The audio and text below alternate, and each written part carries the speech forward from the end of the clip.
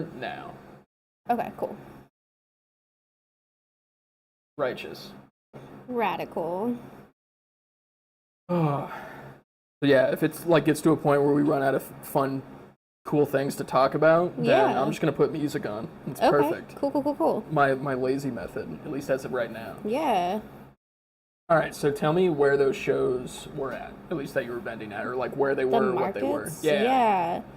So those were my 4th and 5th ones on Friday and Saturday, like ever. So I've been just trying out a bunch of different ones to see what the vibe is. So I did Friday at Friendship Flea for Taft's Brewporium. Oh my god, I do have a question about that. So she obviously used to be connected to 400. She did. What is the traffic like there? I think, like, honestly, no shade. Like, they're trying to really do a good job and take. No, I mean, to be honest, I couldn't even tell from like their socials because I mean. They do such a good job with their socials. Yeah. Like, I think they really try their best promoting and everything, but I think 400 still has such a grasp on the arts community that it's really hard to draw away from like the good market that's there. Yeah. But I know a lot of the vendors that have been doing Friendship Flea are like, F that place. Like, don't do that. Like, don't support those people. Like the good brand people? Yeah, well, I mean, like, not the market itself, just that it's associated with 400. Like, no shade, I don't really have a huge opinion in it. Like, sell what you gotta sell. Like, it's a hard market to sell anything out there. So if that's working for you, like, props. Yeah, no, absolutely. I was just curious because, like, part of me was thinking, like, I don't know, it kind of goes in line with what I already thought. Like, my big thing, I remember when the River and Rich apartments were first going up. Yeah. And, like, my impression was to be like, dude, it's about to get lit. It's going to get sick. Oh, really? For Franklin's and Fridays. And it was, like, a complete contrast of that. If anything, it's gotten worse, at least in my opinion. But a lot of it, at least for the summer months, I mean, they put, like, the market outside in the parking lot. So it's cool, at least for everyone vending, but it's, like, a huge detriment to, like, anyone that's inside. Because, like, just want to be outside. Like 20% of people that would normally come inside just stay outside. Damn. Which, I mean, it's one of those things where it's like, I mean, how can I complain? We're just, like, all clamoring, at least for someone to, like, look at the thing I did kind of vibe. Yeah. So it's like, I would never be upset. I'm always trying to bring, like, up the community. It's just, it's a tough thing to balance. There's just too much happening. It is a balance, yeah. That's why I'm like, when I was deciding on trying to do the Friday one, I had like 3 other markets to choose from, really. So when traffic was low this weekend at the markets I did choose, it's like a point of frustration, but also like, what can you really do? Like, what can you do? Like, so that's what I thought, but there's so much art and artists and people I've seen people like go crazy. Like, do you know Michael at 400? He makes the jewelry out of like coins. You were talking about him last time I was here. He goes so hard, like salesman mode. Like, okay. Like, which I get, but it's like, it's one of those things where it's like, I'm so uncomfortable like with doing that. But he's like like anytime. I remember I went to go see him at like ComFest, and he was like, anytime someone kind of walked kind of close to it, he was like, hey, what's up? What's going on? Like, what you see? Just switch it, just say for sure. There was one guy at Friendship Flea who was like astounding to watch. Really? He was selling like a bunch of cryptid stuff, which were really cool. Like, he knew the lore behind everything. Like, he would ask you like what your favorite cryptid was, and then he would tell you like all about it, like history, where it's first seen, where it's from. That is kind of dope. But he also had like a Boy Scout uniform on. Like, he was impressive.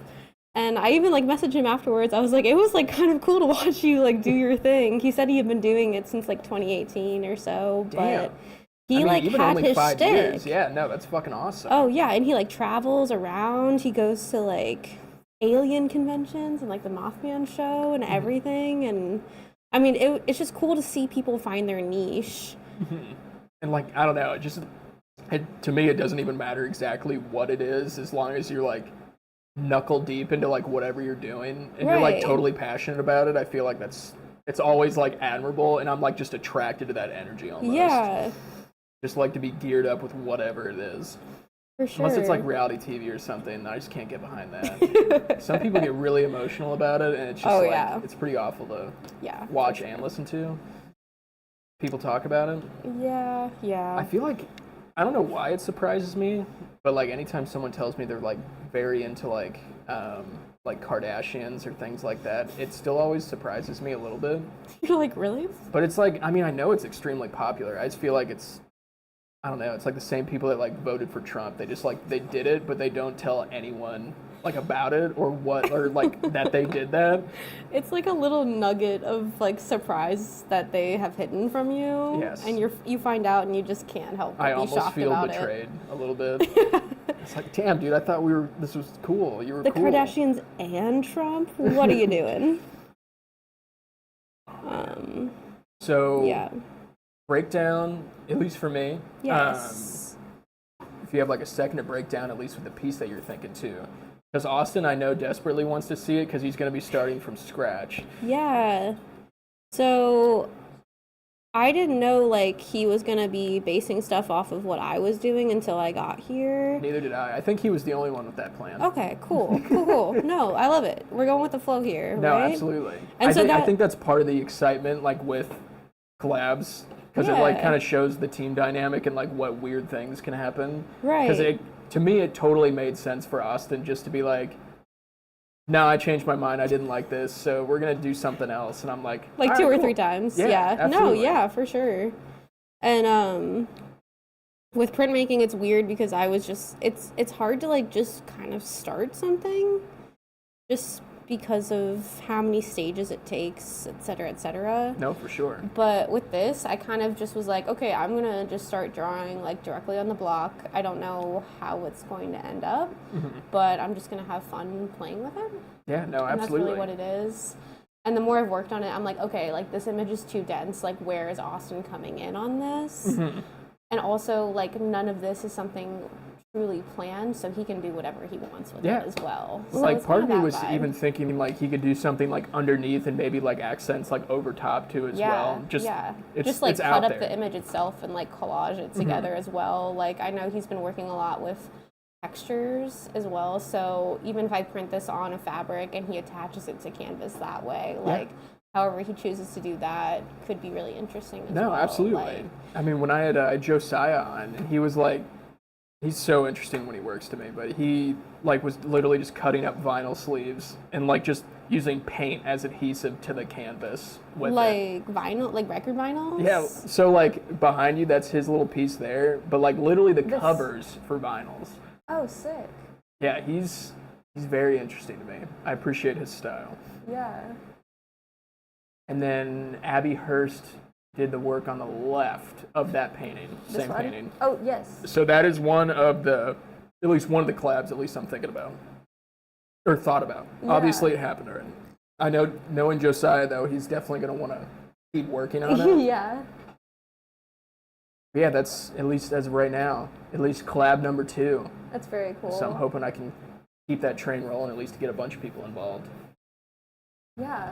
But yeah, everyone approaches it like differently and the same. Right. So it's one of those things where it's like, I don't know if I should steer the boat more, but I like, part of me wants to be like zero attached to it because I just don't want to influence anything that someone else does. But yeah, at least the first 2, at least painting wise, they look at it and we're like, I'll just do this half and you do that half. And I'm like, all right. Yeah. I mean, it makes sense. Yeah. But when I think of like collabs, I mean, the first thing I think of is like the failed Warhol and Basquiat series. Even though like it got critically slammed, it still has like some of my favorite shit on it.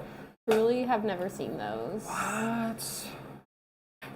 So many people hate them, or not so many people, but like critics during that time period, like all hated them. But like that's like, you know, that like famous advertisement where they both have like the boxing gloves on. Yeah. So that's like where that's from. Okay.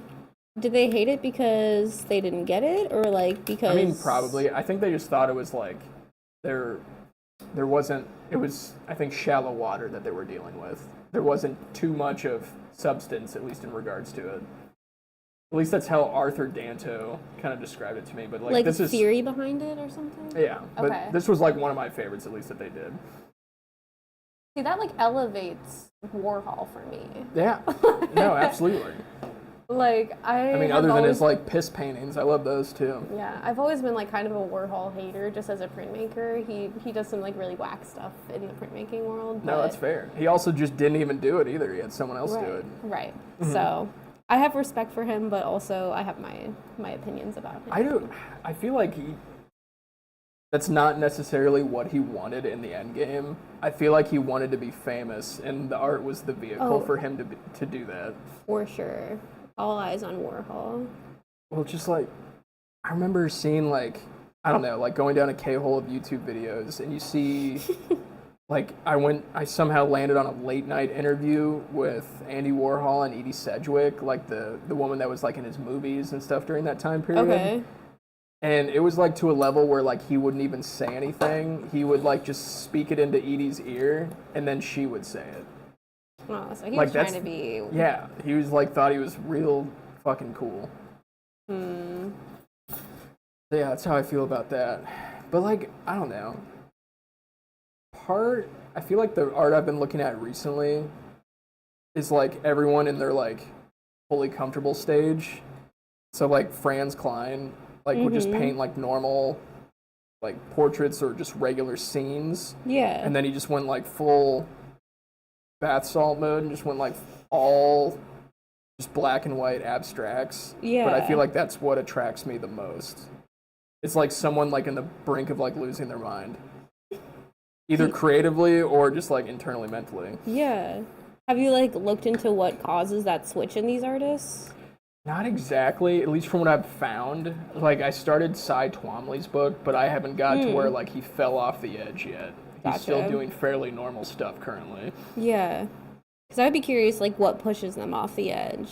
Like, is it like, oh, they don't do well at a market? It could be. Like, you know what I mean? Like, what is it? Like, so many failed attempts where, like, I'm just going to do literally whatever I want, and we're going to see what happens. Right.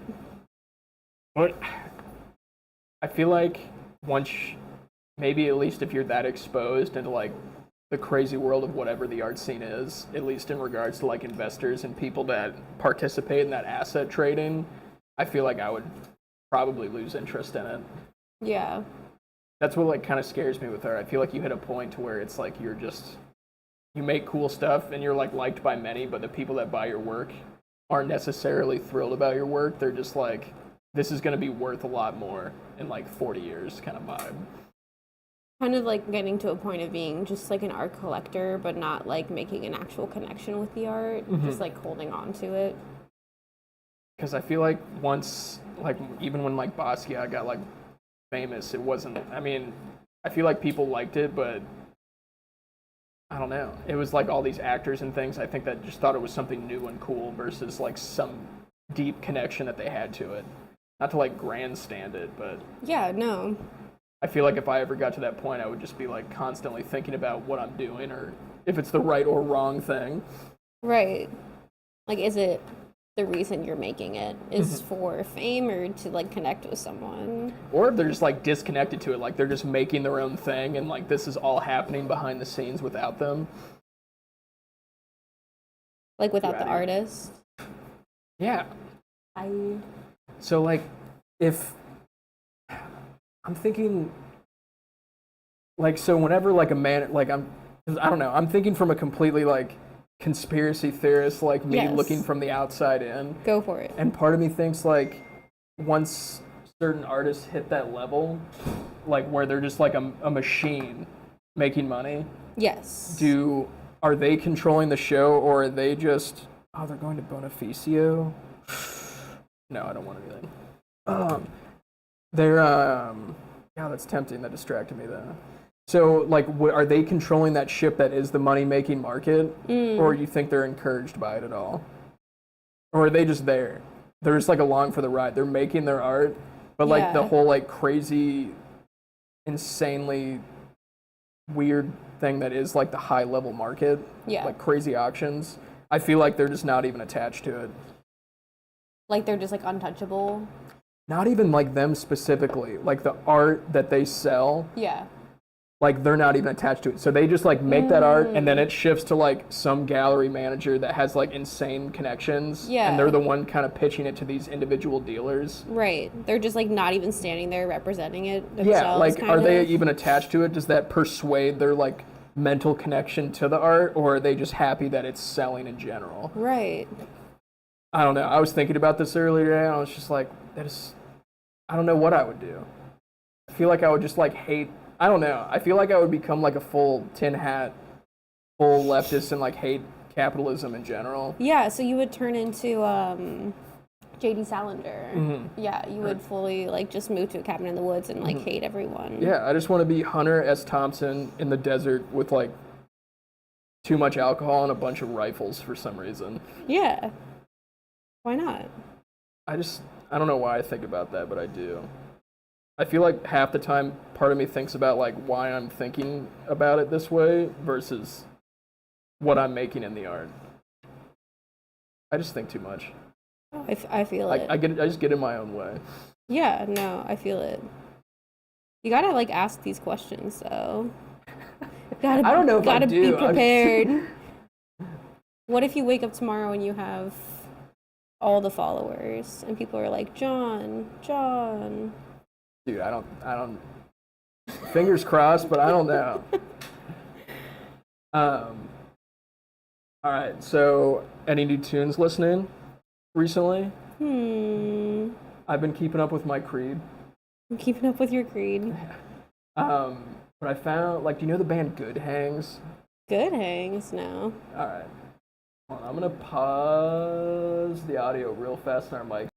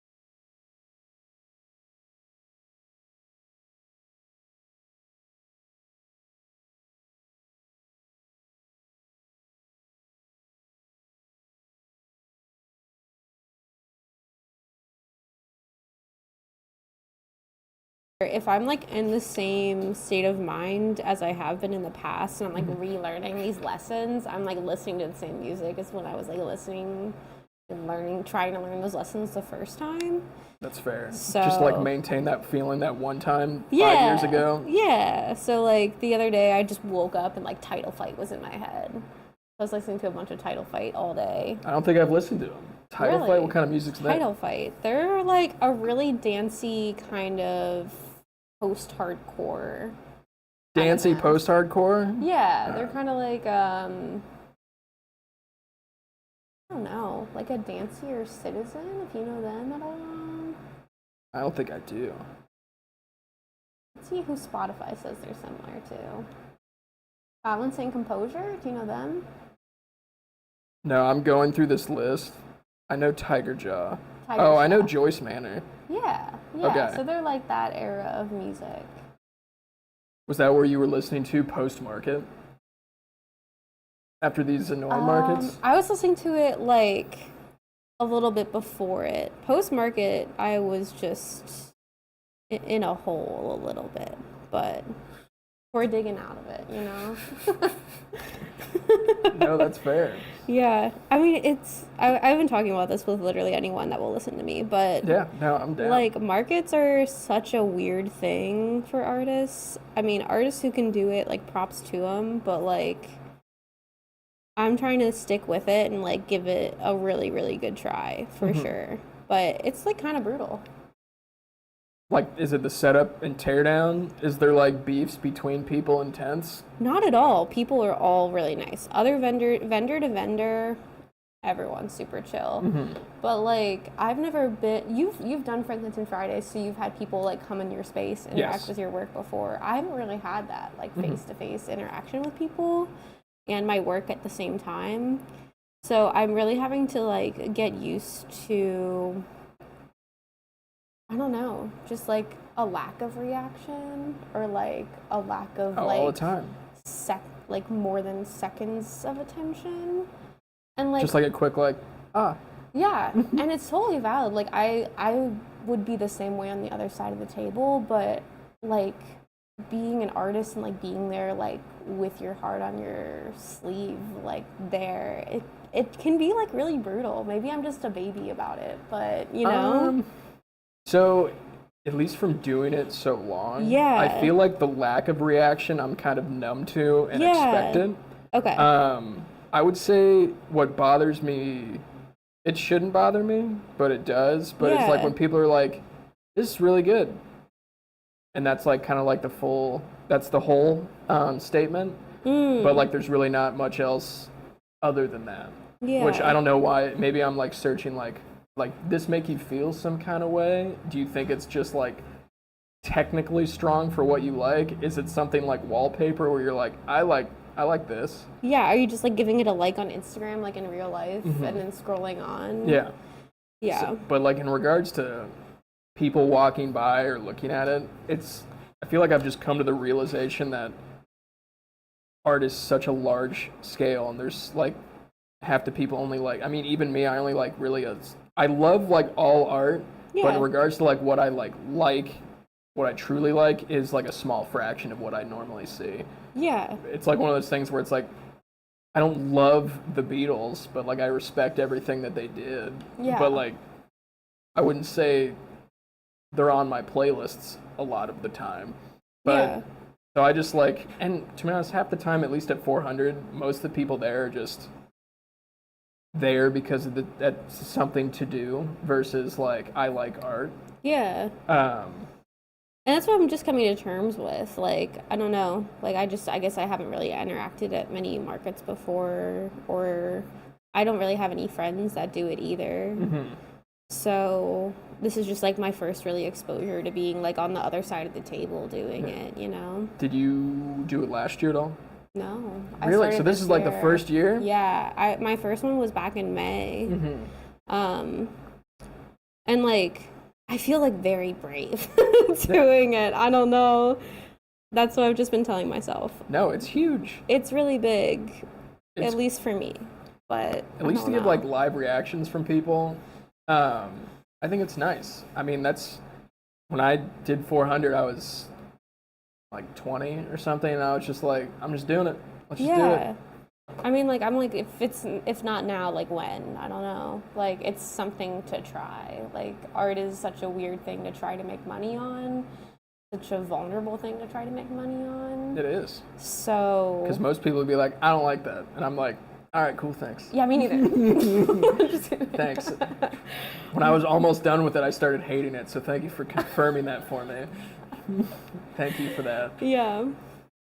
But, I mean, so I went through the phase where, and like everyone that like knows my work closely, like always makes fun of me for it. Okay. But I painted lips for a long time. I remember seeing those in your studio. And part of me, like, it was the first time I made something where people were like, this is fucking awesome.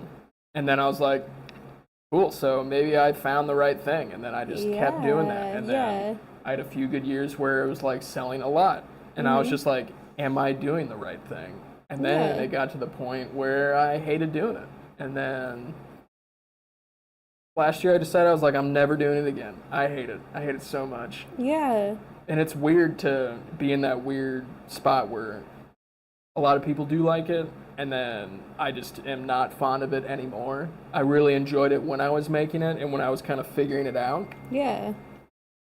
But I feel like I just need to lay it to rest. Like, I don't want to be like Thomas Kincaid and like just make the exact same thing over and over again. Right. So like now I'm in this place where I was talking to Betsy Jones about it, about like how we were talking about meditation, and I kind of started the conversation leaning into, like, I feel like anytime I thought of what the concept of meditation was, I just thought I was doing it wrong. Like the trope of just like being present, sitting still, kind of like being lost in thoughts. Yeah. But I feel like my sense of meditation is like when I finally, like, my music is at like set to 99 volume in my headphones, and I finally hit a rhythm in whatever it is that I'm working on. Yeah. And like I'm in that place for like an hour, 2 hours, and then I feel like amazing after. It's like going on a run and just feeling like breathtaking after it. Yeah. It's like you finding your peace, but in a different way. Yes. Yeah. But it's like an uphill battle every time because there's so many experiences where it's like I'll start painting and I'm just like, well, I fucking hate whatever this is, and then like I'll trip over like 3 rocks on the process and be like, and never find it for that whole night. And be like, well, this sucked ass. It was exhausting mentally, physically. And when I paint, I'm just like pacing and like overthinking, and if I don't hit that rhythm, I'm just like constantly like, do this, do that, do this, fix that, and then it just looks like shit, and then. Or at least to me, it looks like shit. Yeah, you're just stressing about it. Yeah. Yeah. It's like high stakes. I know, and that's like, it's kind of like the battle. But like, I'm learning to appreciate it with like this stream too, because there's like times where I'm just like, I fucking hate whatever this is that I'm doing. Mm-hmm. But I don't know, like, at least after the fact, I'm still like stoked that at least I did something. Yeah. That day. Right. At least tried to. Do you like often just abandon those pieces, or do you like work through the ugly phase? Sometimes. I mean, a lot of the times I'll literally just abandon it for a while. Yeah. And not paint over it, and sometimes I'll come back. It all just depends on where my mindset's at, because sometimes I'll just get like an idea for something completely different and be like, fuck that. Yeah. That thing betrayed me. Yeah, fuck you. Yeah. I get that. I have definitely like come to the realization that if I like give in to my like ugly phase, I just like won't make anything for a little while because I'll beat myself up about like making something not good. Really? And that sucks. Like that's not a good thing to encourage. How long do you think it affects at least work going forward? Or is it just like, fuck that? It's like kind of like fuck that, but also like I get like really down on myself. I'm like, oh yeah, I'll never create another good thing again. It's like a really silly mental battle that I keep on having to fight with myself. Well, I wish I could say it goes away. Well, at least for me, it's like I still have it every single time I do anything. Sure. It's like I don't know.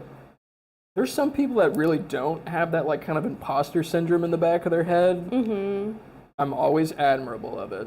Yeah. But I don't get it at the same time. Like, how do you not feel like you're not good?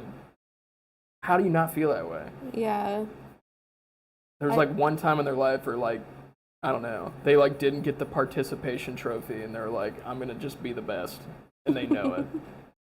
I wonder if it's like a mindset of them being the best, or I think it's like almost not being afraid of it being bad. And so they just kind of like, for me, it's like me putting a judgment on what I'm making before it's even done. And like someone phrased it the other day that it was like, you can work through it and finish it. And then once it's done, like then you can figure out whether it's good or not. And like, that's where I need to like come into it as like, maybe that won't work for everyone, but that like really hit home for me because I think my like judgment gets in the way too fast. Like I'm like critiquing it before it's even like something to be critiqued. No, I'm with you. Like I'll definitely be like into phase 2 of like 7 phases of this painting. I'll be like, this is not going the way that I was anticipating. Yeah. This looks like shit. Yeah. I hate every second of this. But I feel like it's similar with me, but less of like confidence on it. It's more of like, I don't really understand where I was coming from with my painting until like months after. Like I like don't connect the dots. It's like I'm just not thinking and it comes out, and then maybe it's not that. Maybe it's just like my brain connecting that. But it makes more sense to me like months later after I made it of why I did that. Of like what I was feeling, what I was listening to, or like whatever headspace I was in. Yeah, you it have makes like sense. Space from it. Yes. Like typically, I mean, at least with when I'm painting now, it's like I have like no plan. Because I feel like the more I'm such a trial and error person. So like the more I fuck up, the more like I'll try to tweak and turn knobs and make things different. I don't know. Part of me hopes that I just land on it. Like I'll just keep throwing paint. Yeah, a little bit of this, a little bit of that, and it'll hopefully come out. I admire painters for them just putting paint to canvas. I don't know. There's like such a like planning mentality about printmaking, or like there's so many steps that it just is. It's very bold. You painters are bold. It's true. Have you seen Ringo Starr's digital work? No, but someone was texting about it in like the group chat. I think you had showed me someone, and they were talking about it. Yeah, I asked Josiah if he saw them, and he said no, and I was like, "Give me one moment." Ringo Starr's digital work. Yeah, it's really good. Okay. I'll show you. Okay.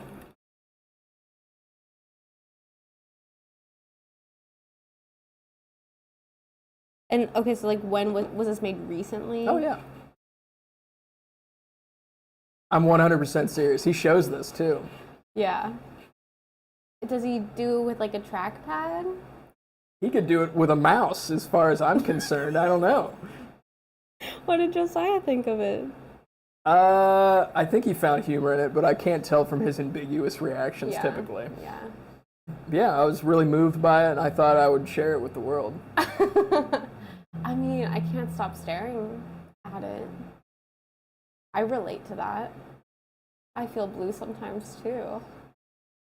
I'm actually going to switch it so people can see this. Show the people what it is. It's great work. Yeah.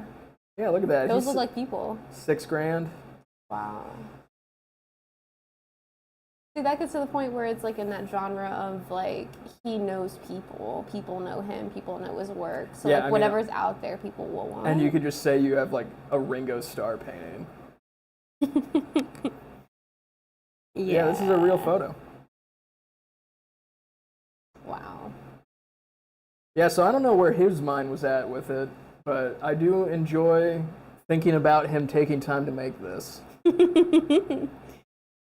Oh. I just really want to know what his headspace, like where he was at when he was like, you know what?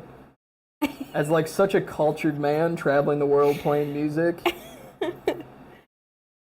I mean, so whenever you're at a market and you're thinking like, damn, I don't know if this is good enough. Just think about Ringo Starr's digital illustrations. And it'll make you feel a little bit better. It will. I need to print one out and like tape it on the back of my booth so I can just look at it. And think Ringo Starr made this and thought it was something special. Oh my god, I'm gonna do that. Yeah, not to judge too much, but goddamn, like what the fuck, huh? So part of me, like deep down, it's just like, like part of me is like, is he memeing a little bit? Like, is he joking? I don't know. I don't know. He's gotta be. Those are too whimsical for him to not be joking about it. So yeah, that was a good find. That's really good. Wow. So you're welcome for that. Yeah, thank you. I wonder where he went to art school.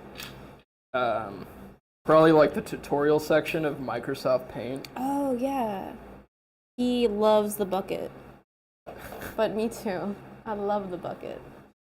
It seems like he exclusively uses the bucket. Yeah. Yeah, that's pretty cool. Yeah. That is very cool. So when you're looking for inspiring work, you know. I don't need to look anymore. Yep, you found everything that you need. I found it. Thank you. All right. So, are you seeing Barbenheimer this Friday? You know, a lot of people have been assuming I am. I got some surprise reactions when I said probably not. I was like, so I love Greta Gerwig. Yeah. Lady Bird is awesome. But like, I'm probably going to see Oppenheimer. I don't think I can see like a 2-hour movie and then followed up with a 3-hour movie. That's like a lot. Is Barbie 2 hours? Yes. Okay. And then Oppenheimer's like 3 and change. That's a lot. See, my thing is like, if it's Barbenheimer, like, is really Barbie first, and then you're just going into Oppenheimer? I feel like I would have to. I feel like I'm going to be exhausted at the end of Oppenheimer. I think I would need Oppenheimer first. And then to, like, boost your day? Yeah. Because I feel like Oppenheimer can't be a happy ending. No, it's not. Yeah. It's like the Titanic, like, or that movie Lincoln. Like, you knew what was coming. That's true. I feel like those movies make me feel more comfortable, though. I'm, like, attracted to really, like, movies that are just filled with despair. Oh, yeah. No, same. My mom worries about my movie choice, for sure. So I always tell people to watch it because, like, I feel like it's the last movie that's made me, like, feel something. But have you seen Pieces of a Woman?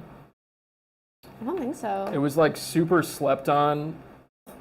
It was, like, so Shia LaBeouf's in it, and it was, like, right as the FK Twigs thing came out about him.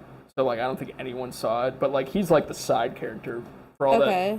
It's like, the full mental breakdown of a woman that, like, it's not spoiled. I feel like it's not spoilers. Because I feel like it's implied. But she basically she was going to have a child with Shia LaBeouf, and they had, like, a midwife instead of going to a hospital. And, like, an action from the midwife caused the baby to die. And it was, like, just the downward spiral of 2 hours of, like, the mental health of that person. But yeah, it's like I feel like those movies are the only ones that are like, I gained something from this experience-wise. Right. Yeah. Well, but it's tough. It's a tough watch, but I recommend it. No, I definitely enjoy movies that are kind of brutal like that, for sure. It's like kind of the difference between, like, watching a movie for entertainment or watching it for, like, a different perspective, or, like, to get out of your own world and into something else, you know? It's true. If it's like a side monitor experience, I'm definitely putting on a movie I've seen like 300 times. Yes. For sure. And my partner and I do that all the time. Like, or like I don't know, like a comfort movie. I mean. Oh yeah. So like my 6 sad boy movie. I like watch the Royal Tenenbaums when I'm really sad. Yeah. I don't know why, but it makes me feel better. I've never seen that one. What? It's so good. I know. I'm kind of like I'm very indifferent about Wes Anderson. Fair. So. His new one was like okay in my opinion. I have a funny story about that. I was at the Gateway on Sunday. We went and saw this movie called Freeway. Have you ever heard of it? I don't think so. Who's in it? A young Reese Witherspoon movie. Oh, okay. And Kiefer Sutherland. Oh, nice. It's like a Big Bad Wolf kind of remix. But like Kiefer Sutherland's a murderer. I love it. And she's like a very uneducated, on the edge of being a criminal teenager with like a sex worker mother and like a really bad stepfather. Really good foundation. So yeah, she like runs away from home and is like trying to find her grandma to live with because they get arrested, and Kiefer Sutherland like picks her up and like with the intention to murder her, but it unravels. Anyways, I was there at the Gateway to see that. Yeah. I went to the bathroom before the movie started, and some lady was just standing in there hanging out in the bathroom. She goes, "Is that movie over?" And I go, "Girl, I don't know what movie you're talking about." She goes, "That asteroid movie, is that over yet?" And I go, Was she just hiding from it? Yeah.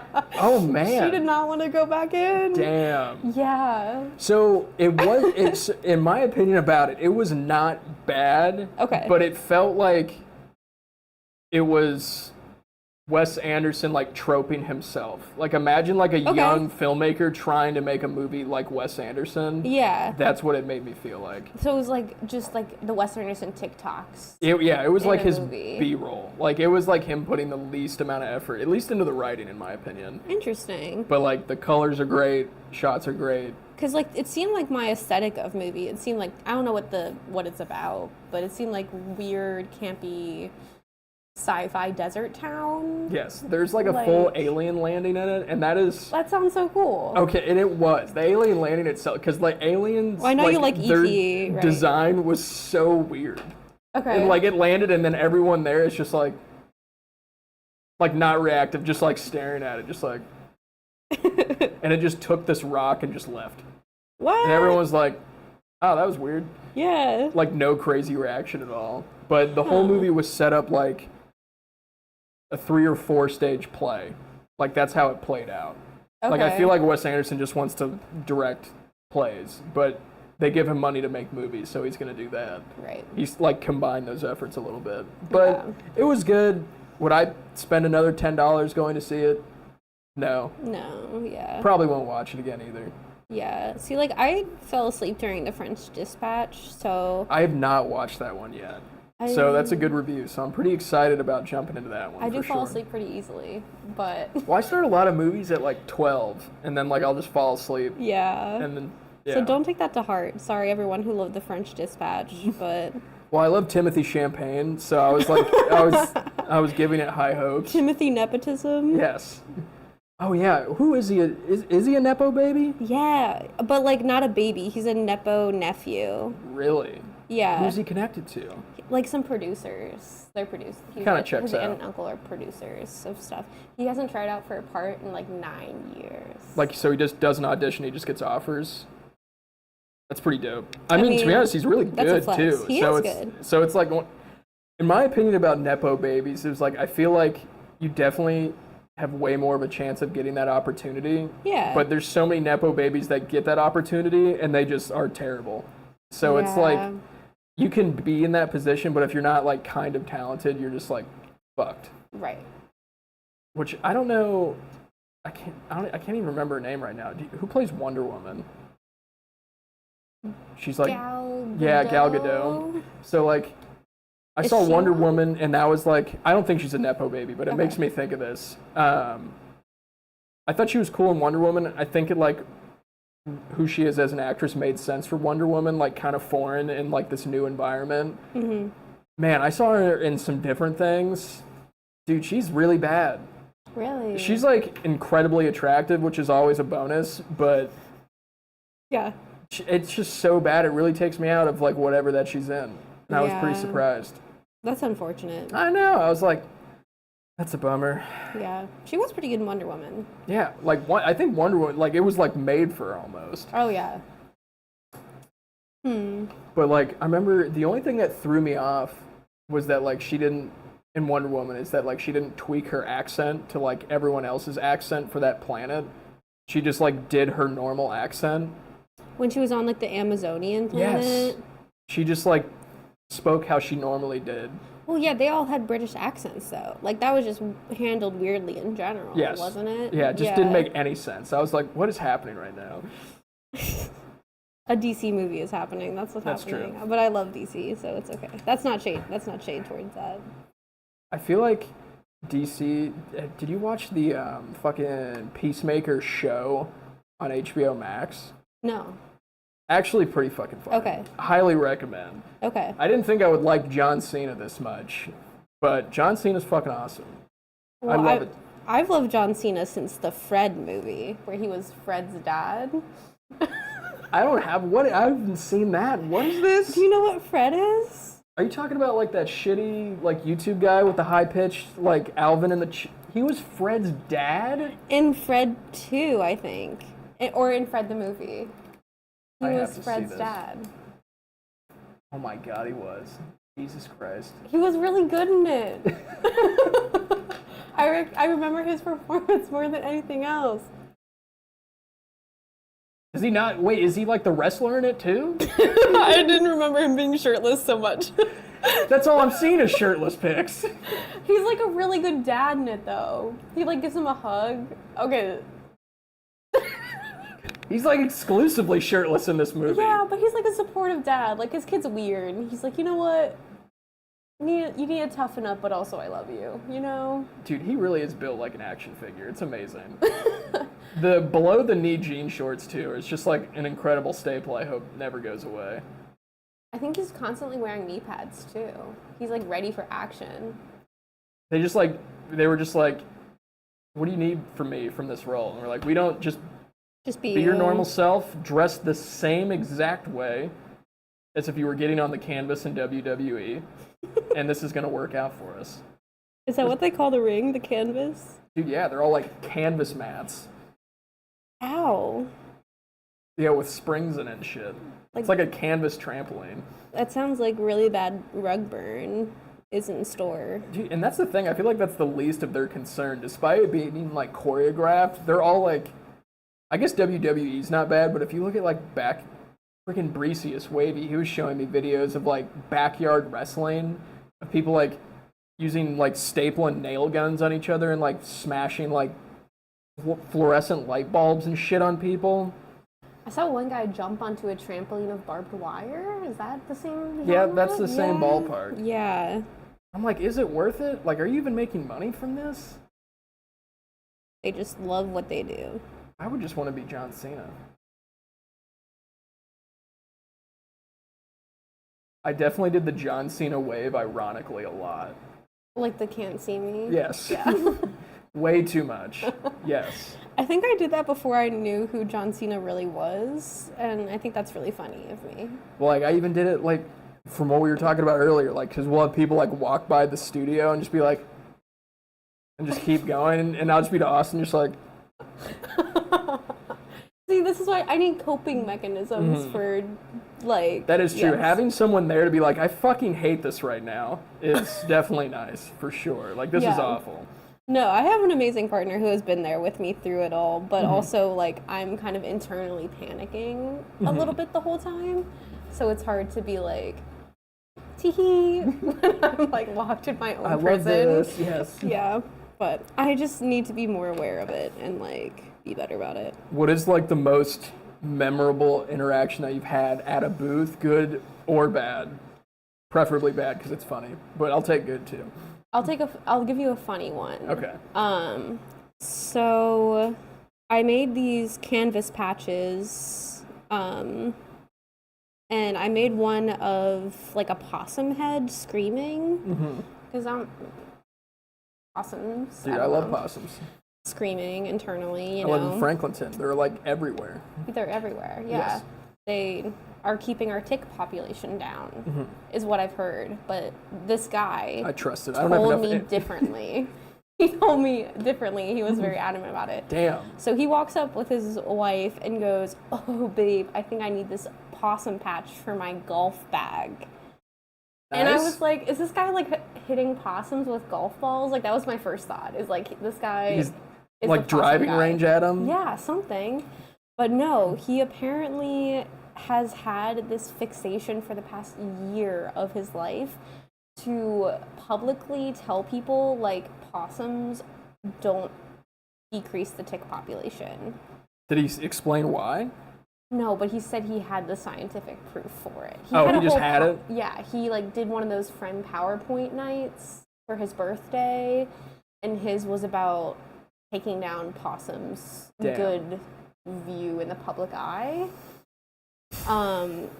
And yeah, I don't know what a possum did to his family to cause him to fixate Definitely on this. Stole his camping snacks one night, and he has never not thought about it. Like, peed on his golf bag? I don't know. But he was like, babe, I'm putting this on my golf bag. And I loved it. I was like, please send me a picture of this. Yes. That's crazy. Honestly, I don't even think I would have enough information to refute it. I would just be like, I trust you. I was like, please send it to me. Like, I don't know. Like... Yeah, let's do a quick Google just for funsies. Yeah, if we can Google this. I have not had the time to fact check it. But this guy was very adamant about it. Yeah, I want to know his scientific proof. Because I literally talked to someone maybe like 10 minutes before that, and they were like, yeah, the tick population, like, they eat a bunch of ticks. But, like, who's counting how many ticks a possum eats? That's true. I mean, I guess if there's, like, certain biologists that, like, specifically study possums. A possumologist? Is that what I hope that's what it's called. I was like, I really hope so. A possum doctor? Yeah, in this study, 6 species of wild-caught animals were placed and kept. Actually, let me just switch it over so people can see what dumb thing I'm looking at right now. Yeah. During the study, the researchers found that larval ticks that fed on white-footed mice had a much greater survival rate. Dude, where is the possums? Tell me where the possums are.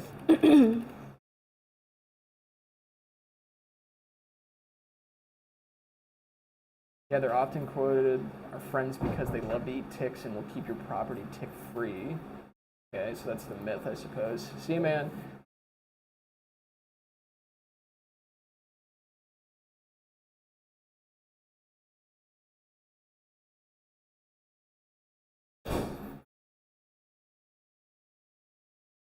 Someone just needs to hit me with a headline in this.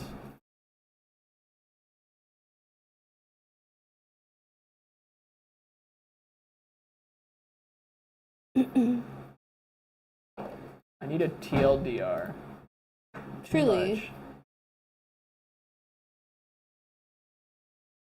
Oh, Field and Strength. I like that picture. Oh, yeah. They just don't like eating ticks.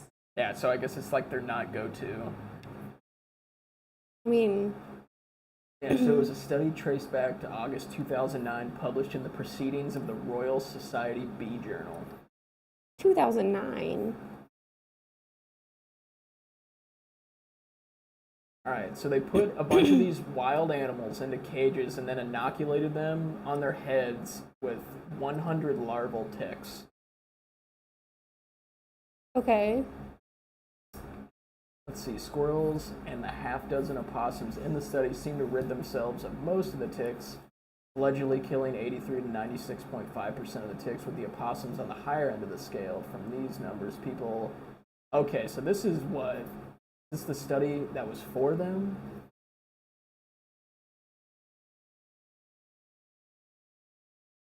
What? Okay, so they just don't eat them. They just don't eat them? Yes.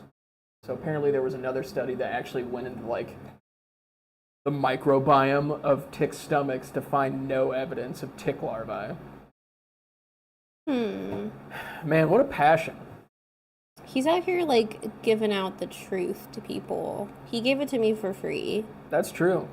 Didn't even charge you. No, I charged him Fair. for the patch. Mm-hmm. His golf bag looks sick, though. Oh, I'm sure he will be envious. Yeah, people will definitely be stoked on him with the driving range. Yeah. That's insane. Yeah, I had a funny story with a possum. I remember I was just taking back my trash can back to my house. That's where they love to hang out. Yeah, absolutely. And I was walking up, like, the back stairs to my deck, and I just, like, I don't know, you just have that feeling that something's looking at you. And I, like, looked up, and it was, like, 4 feet from my face on the roof. Just like we're both just stun locked, just like... Okay. And then I ran inside. Yeah. That was the end of that story. I was just like, you do you out here. I'm leaving you alone. I feel like, I don't know why possums in the initial, like, impact, I feel like scare me. But long term, they're kind of, like, cool looking. Yeah. They're like a rat cat. Yes. But they do look really scary at first. What are the hamster dogs called again? Capybaras? Hamster dogs. Have you seen those before? Capybaras? Yeah, I've never heard them described as that, but that's exactly what they are. Dude, I have to see another picture of these. I remember I had so many friends that were like, I want one. I'm like, do you though? I don't. You want a giant hamster? That's a zoo thing. That's not a pet thing. Dude, people have them. There's people with capybara farms. I need a banana for scale. Why? Dude, I don't know. They're kind of cool. But like alpacas, you can get fur or like hair from them. This is true. Like an actual resource that helps you. Yeah, or is it just like, here's me hoarding these animals? I think the latter. Okay, that's fair. I might be wrong, though. I've not investigated this. I'm just like, oh, giant hamster dogs? That's pretty cool. Yeah, those exist. And then you're watching, like, farm videos on YouTube for some reason. Yeah. I know they like to balance oranges on their heads. They're really good at that. You said balancing oranges? There's so many pictures of capybaras with oranges on their heads. I'm surprised that didn't come up. What? Yes. This one's not even real. This is you meditating when the stars align. Do they just have like a perfectly flat surface on their head? I don't know why they're so good at it.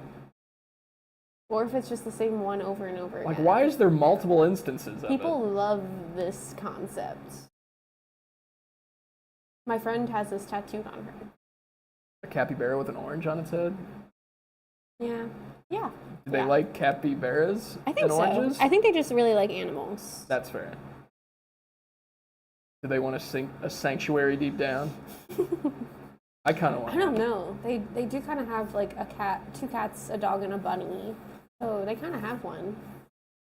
I have like 3 cats and 2 dogs right now.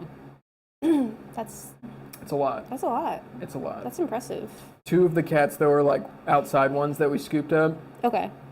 Are they inside now, or are they still outside? Yes, they're inside right now. Okay. I do have 2 cats outside that I built a house for. Yeah. That hang out, but like they just ask me for food pretty much. Oh yeah. But the ones inside we got in like, I think like 6 or 7 weeks, because we got 2 really early, and they were kind of normalized to the house routine pretty quick. Yeah. And then we found a home for those guys, and then we got these 2 black ones that are like just still terrified of everything, even though they've been inside for like, I feel like, gotta be a month by now. Okay, so these were the cats that you were taking care of when we were gonna stream last, right? No? Yes. Different cats? Those were the 2 good ones. Okay. But yeah, they were like super young, so I was just gonna like bring them. Gotcha. But they were like, they're harmless. They just like will probably chew on wires. Yeah. But yeah, my partner had like, she was very attached already, so it was a difficult time. But now she's like, I feel like, just doesn't even want to come close to the idea of getting attached to these new ones. So she's just like, we need to find a home for these much faster. Yeah. And I was like, they need, like, no one is going to like want to have these unless they like want to rescue cats. Sure. But yeah, they like just scream at me for food, and then just hide. Yeah. Under the couch and shit. They're just like pure cats. Yes. I don't know. And part of me is just like, do I just like kind of make sure they don't die right now, and then just like open the door and be like, you're more than welcome. Just head right on out. I'll stop buying food. I don't know. I've never come into a situation where I had to like decide whether I was going to rescue a cat or not. They're fun. I just keep wanting to pick them up and like, squish them and shit, but they're just like not about it. Oh yeah. They're built to be squished, but they also have like protective measures. But like not good ones. Yeah, no. They like try to bite me, but like can't pierce skin. Well, that's good. My cat can pierce skin. My like adult cat definitely can. Yes, yeah. Yeah, she's not about it. She like will accept pets in certain areas and then like attack you when it's like not cool for a second. Yep, yeah, yep. Oh.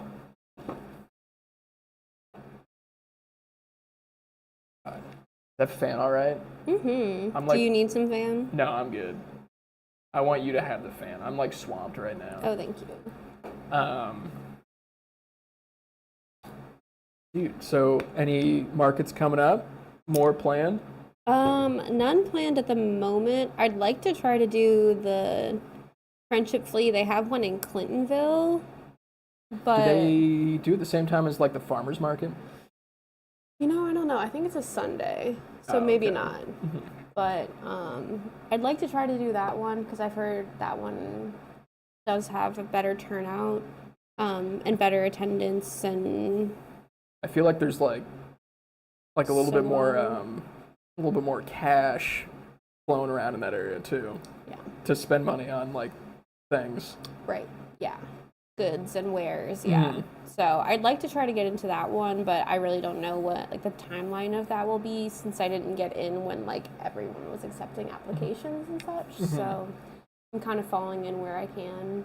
I guess that's actually because I've never actually done a market, so yeah, it's actually probably a good thing to ask about. Like, what is like the process, at least for like, is it like you just find it online? You were like, hey, I make this. I have a tent and a table. Yeah. Can I come? Or is it like an approval process? It really depends on which one. Like some are very chill, depending on like who runs it or where it is, how much space they have. Some of it's like first come, first serve of like a large group of people that are all like in a group chat together. Sure. It's like, do you want to do it this weekend? Yes or no? Where some it's like an application process, all the things are full, and like if there's a cancellation, they'll accept someone in, and there's like a wait list of stuff. Interesting. Yeah. So it like kind of depends on at least even the popularity of the event itself. Yeah. I guess that makes sense. Because, like, I applied for the Good Market at the same time as Friendship Flea, and I got into Friendship Flea because there was, like, a last-minute cancellation of someone. But the Good Market was like, oh, yeah, like, you're on our wait list. So, yeah, it just depends. Yeah, honestly, I mean, vending at 400 is probably sick right now.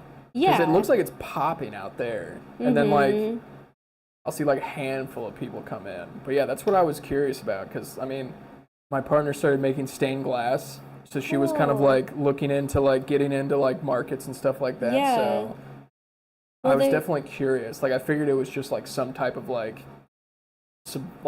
it'll be in that application example photos. Yeah. Kind of what you do. Yeah. Vibe. And then they're like, yeah, we like that. Right. And then, like, how big do you think, like, the fees, or are there fees typically? I figured there would be.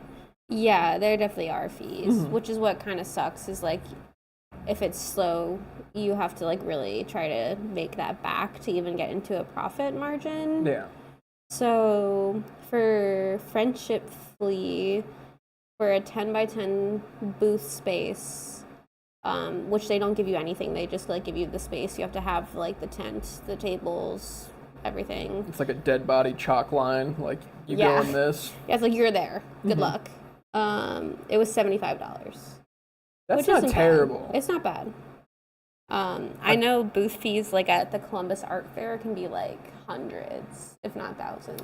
Yeah, so, like, my buddies that did What Fest, they, like, gave me a booth, but it's, like, because I, like, know them kind of vibe, but, like, I know they were charging, like, hundreds of dollars. And I was like, damn.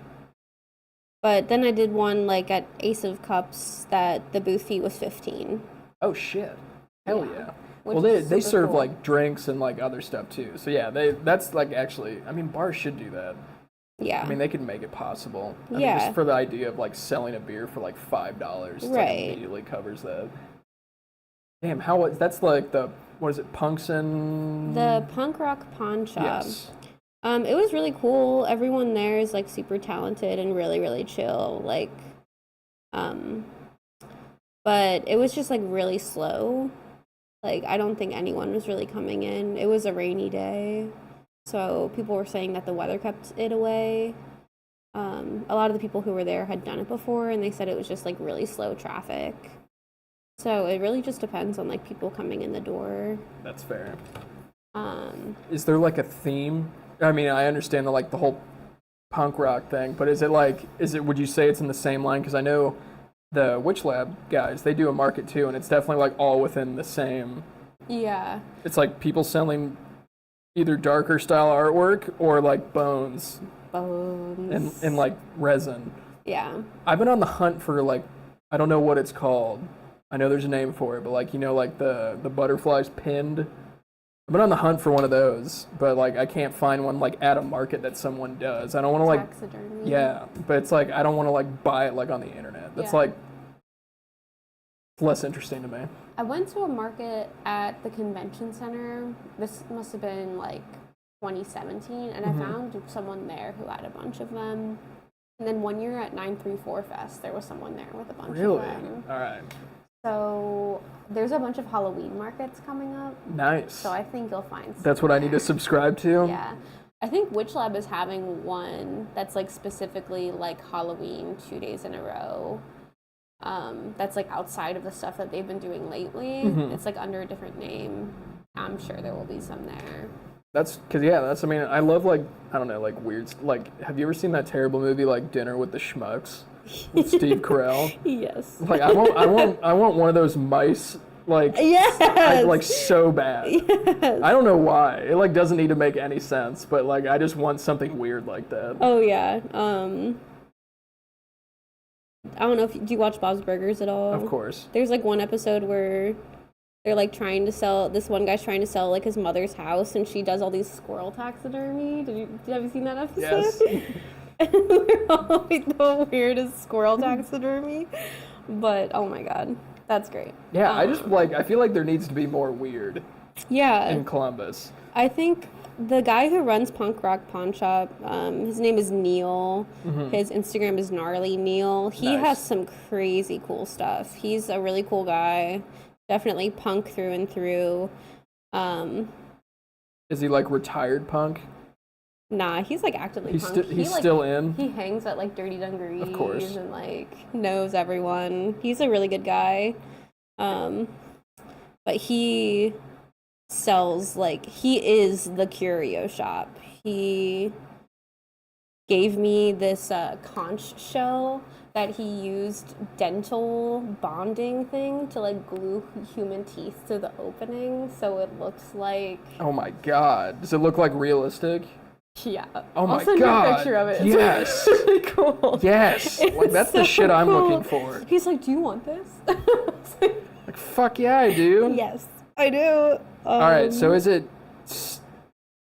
Do they go by Steely Neil as well on Instagram? No, it's Gnarly Neil, but it's spelled like GN. So, like, this is what I'm on right now. No, that's not I was just saying, this doesn't look like him. No, but he's a really good guy. He has some wacky stuff for sure. It's so cool though. He was telling me this weekend that he like actually used to do deals like with museums, and they would like let him into the basement and be like, "Hey, this is our old collection that we're like just not doing stuff with. Like, feel free to take stuff." So he has like fetal slides of like slices of fetal things, or he had this like cool ox eyeball. Oh shit. Like floating in this gel that had been like cut open and like labeled for like a museum. So they just like let him have this? Yeah. What? Yeah. Man, I thought I was cool when I realized like Half Price Books throws out books, but that's like a whole different level of like I want that. How do I get that connection? I didn't even know they just threw shit away like that. I think you have to know people. That's fair. And he like definitely does like some hard work to like make it a thing. It's not just like he's selling you a bone for the most part. Yes. He's like actually putting hardware to it, like making it something elevated. So he does some really cool stuff. Holy shit, that's sick. Oh my god. He does like a lot of leather stuff too. Yeah. Oh my Cool god, dude. these antlers are nuts. Mm-hmm. How do you even contact? Wow, those are sick. I found the slides. What? Yeah. Like he just has like casual brain scans. Right. They're like babies though. They're like fetuses. You see that? Yes. Yeah. Dude, so he's got utes? No, I don't think he has the full utes. He's got ute scans? That one got you. I like breathed in and laughed at the same time and just breathed in spit. Oh yeah. But he's got ute scans. Ute scans. Nah. But oh my god, I gotta pee so bad.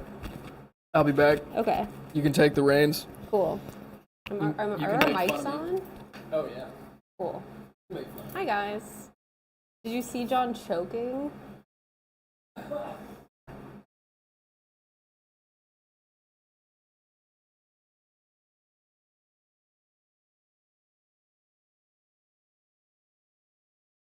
Can you guys see anything, or am I blocking it? I'm probably blocking it. This is what I was working on before.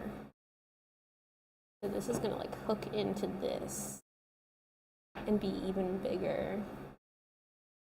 They didn't have a block big enough.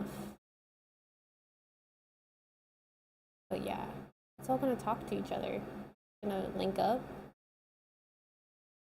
Be pretty cool.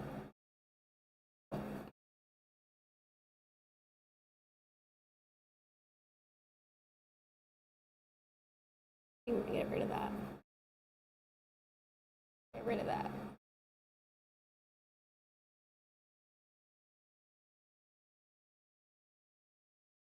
Goodbye.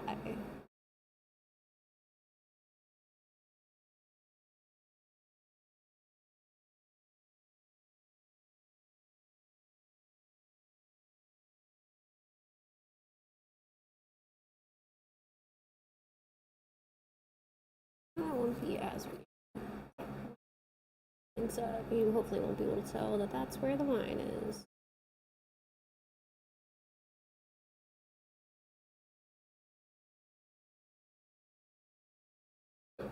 towels in the bathroom. That was sick. There was like hardly any toilet paper when I went in there. I was like, oh god. You had to like split one piece into quarters. I've been there. I've done it. I'm resourceful. You start looking at the wall and shit. There's towels in here somewhere. You're like, how dirty is the stuff on the trash can? Dude, it's bad. There's no way I would trust it. Nah, yeah. I don't want to catch something. There's no AC in here too, so I have no idea how crazy people are getting. Dude, that's why I've been like cutting back on the streams too, because it's like I don't want to like always invite people over if it's gonna be like piping in here. Yeah. And I go home and I like immediately have to shower. I'm like covered in sweat. I feel that. I think we're still on the tick page. Oh my god, thank you for telling me. I would have just left it. We've been on the tick page for so long. Dude, I did it with River too. I was like, dude, I can't produce and do this at the same time. I'm the worst. All good. This is looking people nuts, how it though. links up. Yeah, I don't know why. I just had this leftover scrap. So lino cut's like kind of hard to come by. Every time I go to Blick, they don't have any. Really? Yeah, I don't know. Is there, so I'm like really picky when it comes to my paint. Is there like tiers to the lino cuts? Yeah, so there's like stamp stuff that's like easy carve. That's basically like a rubber eraser. It's really rubbery. Dude, that's what I used for like the cadmium design. Dude, Yeah. I don't know. It's So like really wacky. yes, Yeah. I like Play-Doh almost. And actually, you know what? I am actually gonna ask this just because I've been like I did like a few like test like prints. Yeah. And what I was like, it's one of those things where it's just my ignorance, so I'll just keep trying different things until it makes sense. Yeah. But like if someone can give me some tips, I'm also down. So what I was doing is that like, so I was doing it on the shirts, on the cotton, obviously. Yes. And then what I did, like in my head, I immediately went to like screen print, like so I found like a board to put in between like the actual shirt. Yeah. And then pressed into that. But like even putting like tons of weight across the whole like actual stamp. Yeah. I feel like there's still sections where it didn't look like there was pressure. And like I don't know if that's like me not rolling, like there's so many variables I could fuck up. So it's like either me rolling not enough, too much on. Yeah. So do you think I need to like Hulk smash it? Or is it like, should I like wave it? Or I'm just like, oh. I don't know. And some people even said it's better to do it like on a soft surface versus wood. Or like a hard surface, I mean, not necessarily wood. I don't know. I'm going to take a pee break really quick, and then I will let you know. I know. What do you think about it? Gotta use the other 25% of toilet paper in there. I'm going to wipe you guys out. You started talking about it, so I was like, yes, me too. Yo, this print's nuts. I feel like I can only compliment so much, but I'm getting closer to look at it now.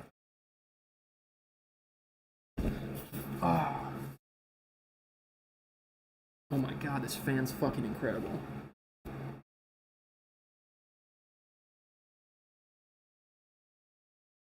Is it like a swan? Can you see this? Oh, you guys can't see it. Oh. Like, that's wild. Dude, I can't, like, put my hands in the right space. There's, like, evergreens and clouds in the background. Am I an idiot? I think I'm just ignorant. But I just keep looking at it.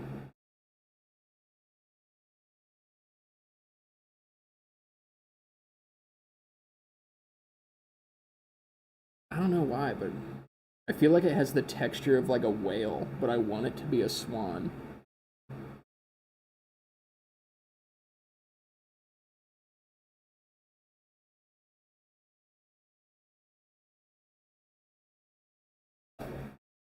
I stole your chair and some fan. Do you want to try like carving into this to see how it's different? Oh my god, kinda actually. Yeah, do you want to like carve into like a corner or something? Yes. It's going to be a lot harder. Do you have a recommendation of tool? No, that should be good. Those ones are pretty good. These ones are like feel tools. Don't carve towards your hand, John. See, it's like a different I like feeling. it more. Yes. All right, yes. All right, that's definitely better. Yes. So like it holds more detail and like it also just prints better. I can run this through a press. Oh yeah, did you talk to him about that press thing? The Columbus Printed Arts? No, I forgot. No! I have to email them. I doubt they sold it. Never know. I doubt they sold it. There's a heavy market for those, for sure. Oh, for sure. Dude, I've been looking for a kiln just for fun. Oh, They're yeah. still expensive as fuck, though. I've seen like some people do reviews on like baby Amazon kilts. And that... Are they good? Kilts. I was accepting it regardless. I was picking up what you were putting down. And so that Totally they're pretty good. That. Yeah. But yeah, the presses are definitely hard to come by. But I see like printmakers in England where like printmaking was born, and everyone has a press because they're everywhere there. Just casually has a press. Well, I'm just like trying to find new ways to like invite people on, or like people that do ceramics. So like Abby's partner like uses a throwing wheel, and I was just like, I'm just ignorant to it, so I don't know. I was like, yo, just bring it over, and they're like, it's heavy as fuck, and I'm like, all right. Whole thing. I was like, I understand now. I was like, I had no idea. I was just like, yeah, dude, just carry that shit over here for me, please. Right. But like, I'm even thinking of like, I don't know, going to them. But yeah, I mean, I have weekends. Like, part of me is even thinking about like reaching out to people in like Pittsburgh and Cleveland and Detroit and like heading up there to do it. Because like part of me. So you might even be one of the few like last like live streams. I think I'm gonna do live streams, but part of me wants to like record it. Yeah.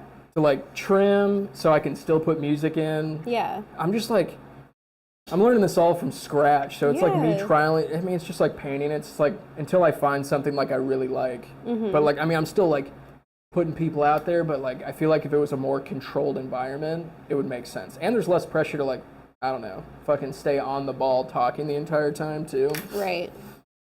You need like a tiny desk structure for this. It's just like, man, I'm really trying to like, I'm having the internal struggle of like trying to avoid having like just a regular podcast. I still want it to be more than that. Yeah. Because there's not like, oh my God. And when I had River on, we were talking about like, so she was like one of the few last people that did art history at CCAD. Yes. Dude, what if we did like tiny little art history episodes? Yeah. I just think that would be sick. Or it's like shit I watch normally. Have someone talk about it like while the person's like doing the thing that they're talking about. Like drunk history, but with art. Yeah. I want that. I'll make you drink too. Fuck. Yeah, I'll do drunk printmaking history for you. Yeah, that sounds fun. Yeah, it sounds great. And then like, I mean, you can just like talk it out. We can, you know, talk shit, and then you can cut it down to like shit that's usable, and then still put like infographics and pictures on it. Not a lot of drunk history is usable. Like, especially once they get to puking territory, it's hard to come back from that. It's so good though. I need to bring that back. I haven't watched it in so long. I recently watched a few episodes because it's on Hulu, and yeah. I know. I need to get Hulu again. I just like, God, what do I watch on Hulu? Hulu's like the only thing I watch, honestly. I only watch HBO Max. Okay, that's fair. My partner watches a lot of stuff. I've been watching like all the like HBO shows that are like classics that people told me. Okay. And like hot take, I watched all of The Wire. I feel like everyone says it's like the best show of all time. It was like all right. Yeah. Like the first season was great. The rest of them were like, if you say otherwise, you can like at me. Like, come for me. Yeah, come for John in the comments if you love The Wire. But, like, the first season was cool, but, like, the rest of them I didn't like at all. Were there, like, 7 seasons? I don't even think it was that many. I was thinking it was, like, 4 or 5. I've never seen it. Not a single episode. I know. So, it's like, I don't know. I think it was, like, the expectation itself. Also, I watched all of Game of Thrones this year, too. Like, in, like, back to back. Like, I just, like, plowed through it. Okay. Also, okay. Yeah. I was, like... Also, I didn't understand why people thought it was so bad. In my opinion, it was, like, mid all the way through, and then it had a mid-ending. So I was like, okay. Yeah. I think, like, getting space and perspective away from, like, the heat of the moment... Because I know, like, I mean, everyone and their mom watched that show, but I would assume there was some anticipation, but, like, what was it, like, the third to last episode, the last battle? Like, I mean, I thought that was pretty entertaining. The only thing I thought was, like, I mean, I'm glad Maisie killed the guy, but like I thought it was like a pretty like fucking thin way to end that battle with that guy. It was just like some pussy little sneak stab thing. I was like, what? I was like, all right. Like so many people, dagger the entire show. So many people lost their lives to her to do some like Wild West trickery with a knife. I'm like, all right. Yep. Cool. I didn't make it past like season 3 or 4, so. Dude, and like everyone was just like, dude, just suffer through the first season. It gets good. I'm like, sick. Why? With so much to watch in the world. I'm just like, I have to suffer through like 10 hours of content because it kind of gets good later on. I don't get it. But yeah, I was bummed. Sign me up. I know. So now I'm watching like The Sopranos and then... Sopranos is good. It is a banger. I haven't seen all of it, but we've gotten to like season 3. Very good. It is good so far. What else did I start? I just like will start things and just like... Same. Yeah, I'm just like all over the place. Yeah, I'm finally watching season 2 of The Bear. It's amazing. Yeah, it's getting emotional. Have you watched the Christmas episode yet? I literally finished that before eating my dinner today. Oh my god! It's so that episode alone is going to win an Emmy. It was amazing. So anxiety-inducing. Yes. But honestly, like, I always call her the wrong name. Who's the actress who plays the mother? Jamie Lee Curtis. Jamie Lee Curtis. I always want to call her Jane Lynch. Checks out. I don't know why. They're kind of similar, honestly, like structure-wise. Yeah. At least, okay, not when they were younger, but when they were older, they look similar to me. Yeah. Okay. Jamie Lee Curtis. Definitely. Did you try to get the fly? No, I'm just an idiot. Okay. Her performance in that was insane. Dude, everyone was great. Everyone was in it, and they were like, "How did they get all these stars in this one episode?" Odenkirk? I was just like, "What is the happening wacky right uncle?" now? Yeah. And like, I love when they do the flashbacks because I love John Bernthal. I wish he was like in it more, honestly. Is that the like, he's like the rich He's guy? the brother, like the one that killed himself. Oh, okay. But like, he's in so many things I like. Ironically enough, I feel like a lot of people know him for that fucking zombie show that never stopped, Walking Dead. But like, I had never even watched that show, so I have like no idea about that. I tried to watch the first season of that, but hot take, I hate zombies. So I don't like zombie stuff. It makes me really, really, really sad. I would agree with you. There is like, so there's 2 movies that stand out to me that are bangers. Is it Shaun of the Dead? So, okay, yes. So, if anything, in my head, I immediately go to like serious zombie movies. Okay. So, 28 Days Later is definitely the best zombie movie ever made. I've never seen it. Easy clap. I was like, if you want to like at least God, dude, that's another one. Dude, I'm popping off right now. That one was like a little goose in there. I know, it was. But yeah, best zombie movie. Even the sequel is pretty good, but like 28 Days Later, it was... Is it 29 Days Later is the sequel? No, it's 28 Weeks Later. Okay. It's also equally as disappointing of a title. The guy that's the main character in fucking Oppenheimer, though, was like the main character of that movie, like forever ago when he was young, like Cillian Murphy. Yeah, the bone guy? Yeah, dude, yes. Bone structure legend. Skeletor? Yeah, dude, Scarecrow from Batman. Oh my god, yeah. But he was like amazing in that. But it was why can I not think of his fucking name right now? It's like Danny something, the guy that directed like Train Spotting and Slumdog Millionaire. But it was like right when he started getting into like he thought he was cool, so he was using like digital cameras before like anyone else was. But for that movie he used basically like he said he used legit ones, but part of me thinks a lot of it was in post. But everything kind of looked like a shitty like camcorder. Oh, so it was like Blair Witch. Kind of, but it wasn't filmed like that. It was still structured like a normal movie, but he like filmed it with like Walgreens camcorders. Okay. But it was still cool. I think like, I was thinking about those movies the other day, found footage shit. Yeah, I watched Cloverfield for the first time a few years ago, and I will never watch it again. I don't know why people liked that movie. That movie was like, really all right. bad. It's just like, all right. I'm just like, all right. I had strong feelings about it. I know, you came out really hot. bad. This fucking sucks. That's how I felt with Game of Thrones. I was like, this show is mid, and they spent so much money on it. I was raging by the end of Cloverfield. I was having a hard time. Have you watched like any of like the 30 spin-off movies they've had for it? My coworker put on 10 Cloverfield Lane the other day at work. That one's actually not terrible. I was enthralled. It had no volume on because we can't. I mean, to be honest, I think I can't remember because it's been like years, but I feel like a lot of it was like suspenseful, like no sound, scary John Goodman. Okay. It was good. Yeah. From like what I was just watching. Yeah. So it was. I wouldn't say I was like I can't wait to watch this again, but it was like it was better than normal Cloverfield. I think it was better than regular Cloverfield for sure. God, who was in that? The funny guy. Who's the? Oh yes, yeah, the fucking Final Destination 3 girl. I can't remember her name. She was in something else too. Oh, she's Ramona Flowers. Elizabeth Olsen. She is. Yes. Is that her name? No. No. But also great. Hold on, let me get her actual name. It's Elizabeth something, I think. God, okay. Have you seen Final Destination 3? I've never seen Final Destination movies. What? Well, just watch the first 3. Okay. The rest of them are all shitty after that. I know they've been on my list. I am a recent, within the past maybe 3 years, horror movie lover. I used to be really scared of watching horror movies. I'm a huge fan. And my partner hates them, so it's like I used to hate them, but now I like them. Dude, I mean, what'd you do? What was the secret? I'm gonna like put it in her water. Honestly, it was like kind of A24 a little bit, like getting my toe You like in watched the water. Hereditary, and I was like, I love films. I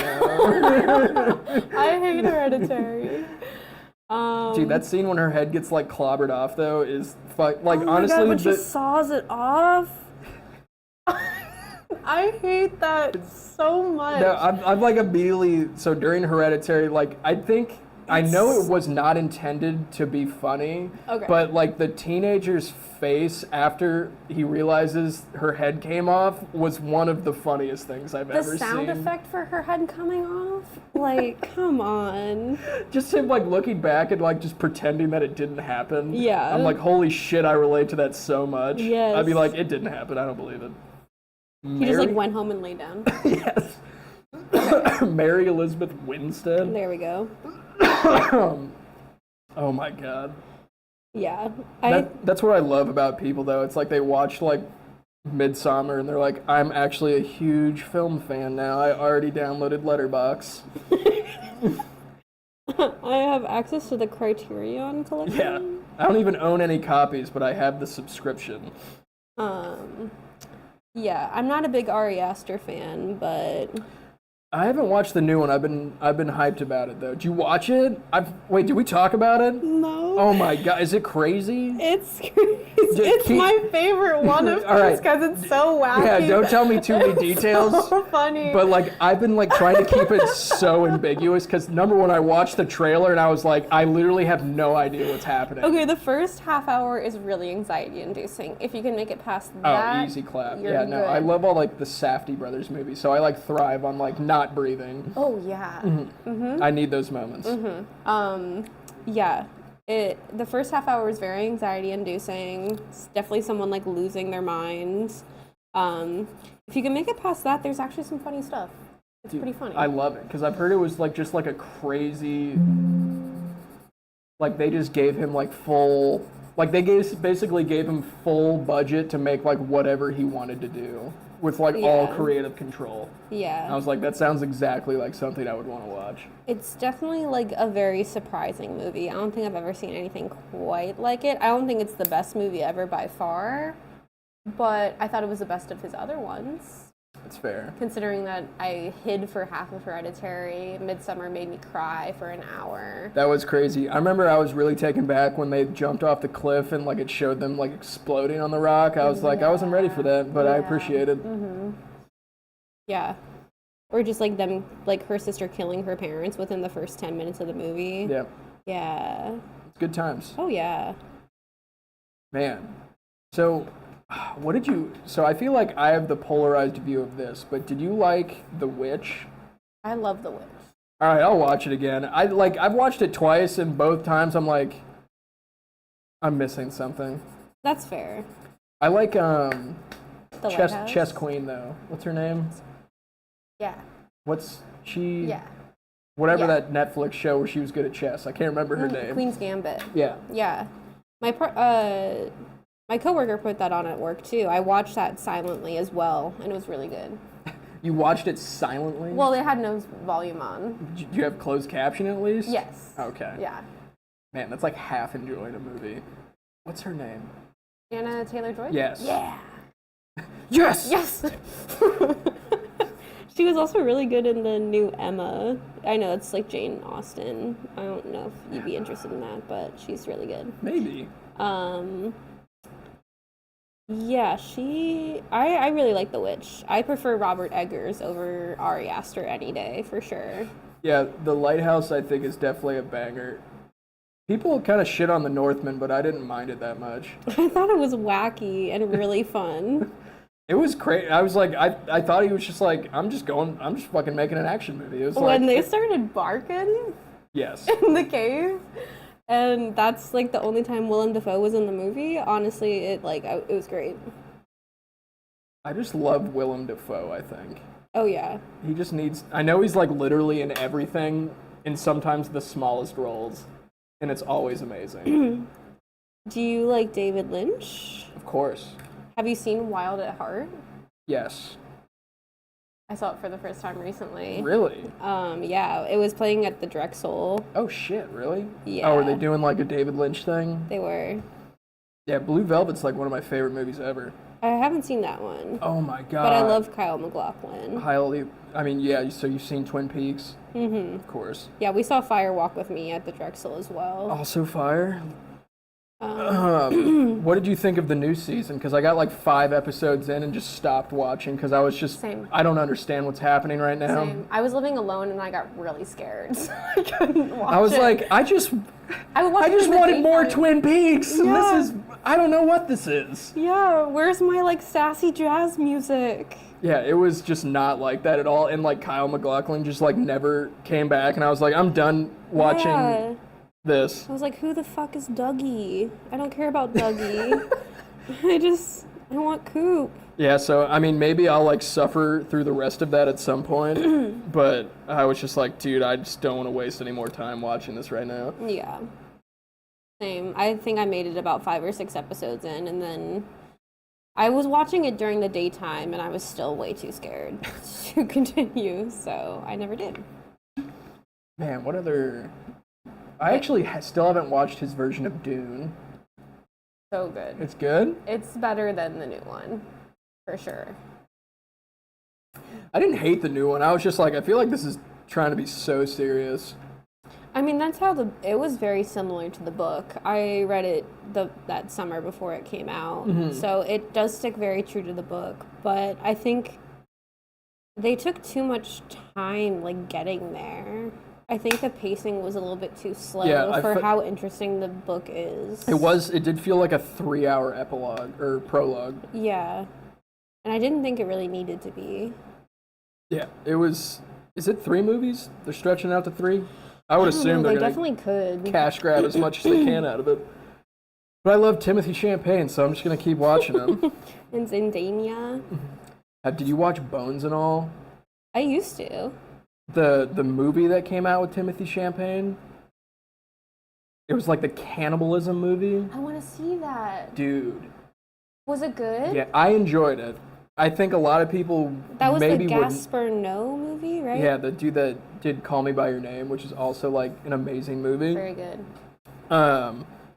Yeah, I really want to spoil a scene, but since you haven't seen it, I'm not going to. But it was wild visually, but I enjoyed it. So that's literally what I did on Thanksgiving. So like after my family left, my brother and I just went to go watch this cannibalism movie, and we were like the only people in the theater for obvious reasons. Oh, yeah. Yeah, I enjoyed it. I definitely want to watch it again. I just haven't got the chance. I was hoping it was going to come out like, I don't know. I just like watching things on Blu-ray, and I was really hoping it was going to come out in 4K, and it just didn't. And I was like, sick. And Call Me by Your Name also didn't come out in 4K, and I was like, It is on Blu-ray, though. I did get it from the library. Yes. I watched that pretty recently. Oh my God! Speaking of the library, do you have like all their streaming services? No. They're the best ones. I used to have Canopy like through my school, and that's where I watched like a lot of really cool movies. Yeah, they all have like great selections. So Columbus has Canopy and Hoopla. Like they have two different ones. Hoopla. I've heard of Hoopla. And then they have Libby through like audiobooks, which is always clutch. But what I've found, which is also hilarious, because I love like Udemy and like LinkedIn Learning and shit. Okay. So Columbus has LinkedIn Learning. And Mason, what is that? Say that again? What is that? Oh, it's just like I love educational content. Yeah. Not even relative to art. It's just like I just enjoy watching that shit. Because I'm like always trying to learn like Da Vinci or like learn something. Just I don't know. I just want to learn something new, at least when I'm feeling bored. And then I got a library card for Mason County Public Library. They have free subscriptions to Udemy. And then I got a Cleveland library card for like all their genealogy services that are free. So I just keep subscribing for new library cards to get free services on the internet. Do you keep them in your wallet at all times? No, I haven't even gotten physical ones for them. I was just I just use the digital one. Okay. Yeah, Cleveland like didn't give a fuck. Mason County actually like wanted to look at my address. I was like, yeah, I go there sometimes. Yeah. Sometimes. Not for your free content. But yeah, Canopy and Hoopla, you can only rent like, I think it's like 7 movies a month or something like that. Canopy did have a limit, yeah. Not that that's like... It would be a lot to watch that many. Like 7 a month, that's like a lot. Yeah. But yeah, I was looking for fucking that History of Violence movie, and the only place I could find it was on the library shit. History of Violence. It's I can't remember his name right now. But I was thinking about it too, because like I don't know, I feel like my partner, I could say this cleaner, but she likes like smut content, like books and like like media content. Yes. And there's like a very passionate like sex scene in that movie, and I feel like she would appreciate it. But it's also a great movie too. Who did this? Oh yeah, David Cronenberg. I don't know why I couldn't think that. Yeah, Cronenberg the legend. He literally looks like a mob boss. Oh wow. But he did like Videodrome, The Fly, like all those bangers from the 80s. How was your birthday party? Dude, it was incredible. We're definitely going to do another one too. Okay. I was like underselling the screen that my partner got in my head.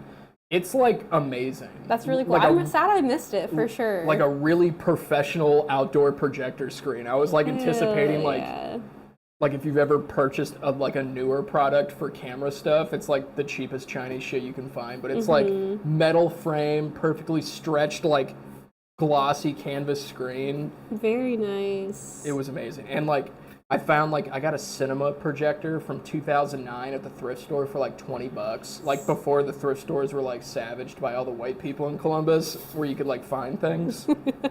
Yeah. Yeah, it was sick. That's awesome. I'm glad it was good. So yeah, that's actually we're trying to plan we're trying to think of like the best nostalgia. Like my partner wants to do like something nostalgic. So my hats in the ring were either the Iron Giant or that, if you ever watched the Disney Channel in the 90s, like that weird smart home movie on the Disney Channel from the 90s. That one was so good. I know, that's the one I was thinking of that too. That one's really good. Well, I have the Iron Giant on VHS. It's a banger. If you want to use that. I don't know. I feel like if my partner were here, he would say Dumb and Dumber. Also a banger. Yeah. I don't think my partner's ever seen it, though. I think she wants to hit it deep. Okay. She's seen like 10 movies, I think. Oh. I know. Devastating below. Couldn't match my Letterboxd account for nothing. But she likes, she wants me to watch Matilda that I've never seen. Okay, Matilda's like a banger. Okay. Matilda's really, really, really good. Okay.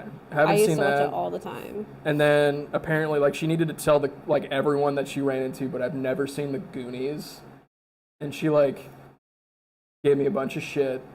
But in my head, I don't know. I don't even know how much. I mean, I love fucking Josh Brolin, so it's like I feel like I'll like it for that aspect. But now that I am going in as an adult, I don't know how much I'm going to appreciate it. Right. I've never seen it beginning to end. Really? I feel less alone now. When like ABC Family was a thing, it was always on the weekend. Same with Matilda. Yeah. I never saw the Goonies beginning to end. Like, I know stuff that happens in it, but I've never had like a nostalgic connection to it. Yeah, I was just like, I don't know. I just never saw it. Isn't it Steven Spielberg too?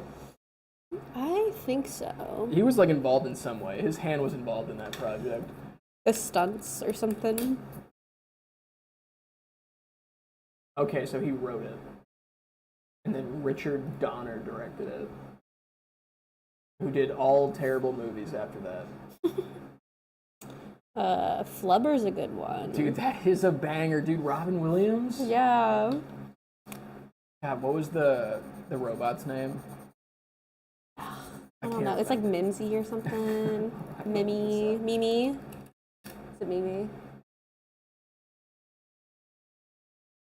The robot who's in love with him? Yes. And sabotages his marriage or his engagement? Yes.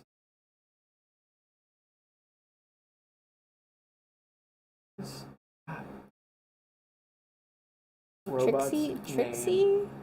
That sound, we're definitely getting warmer.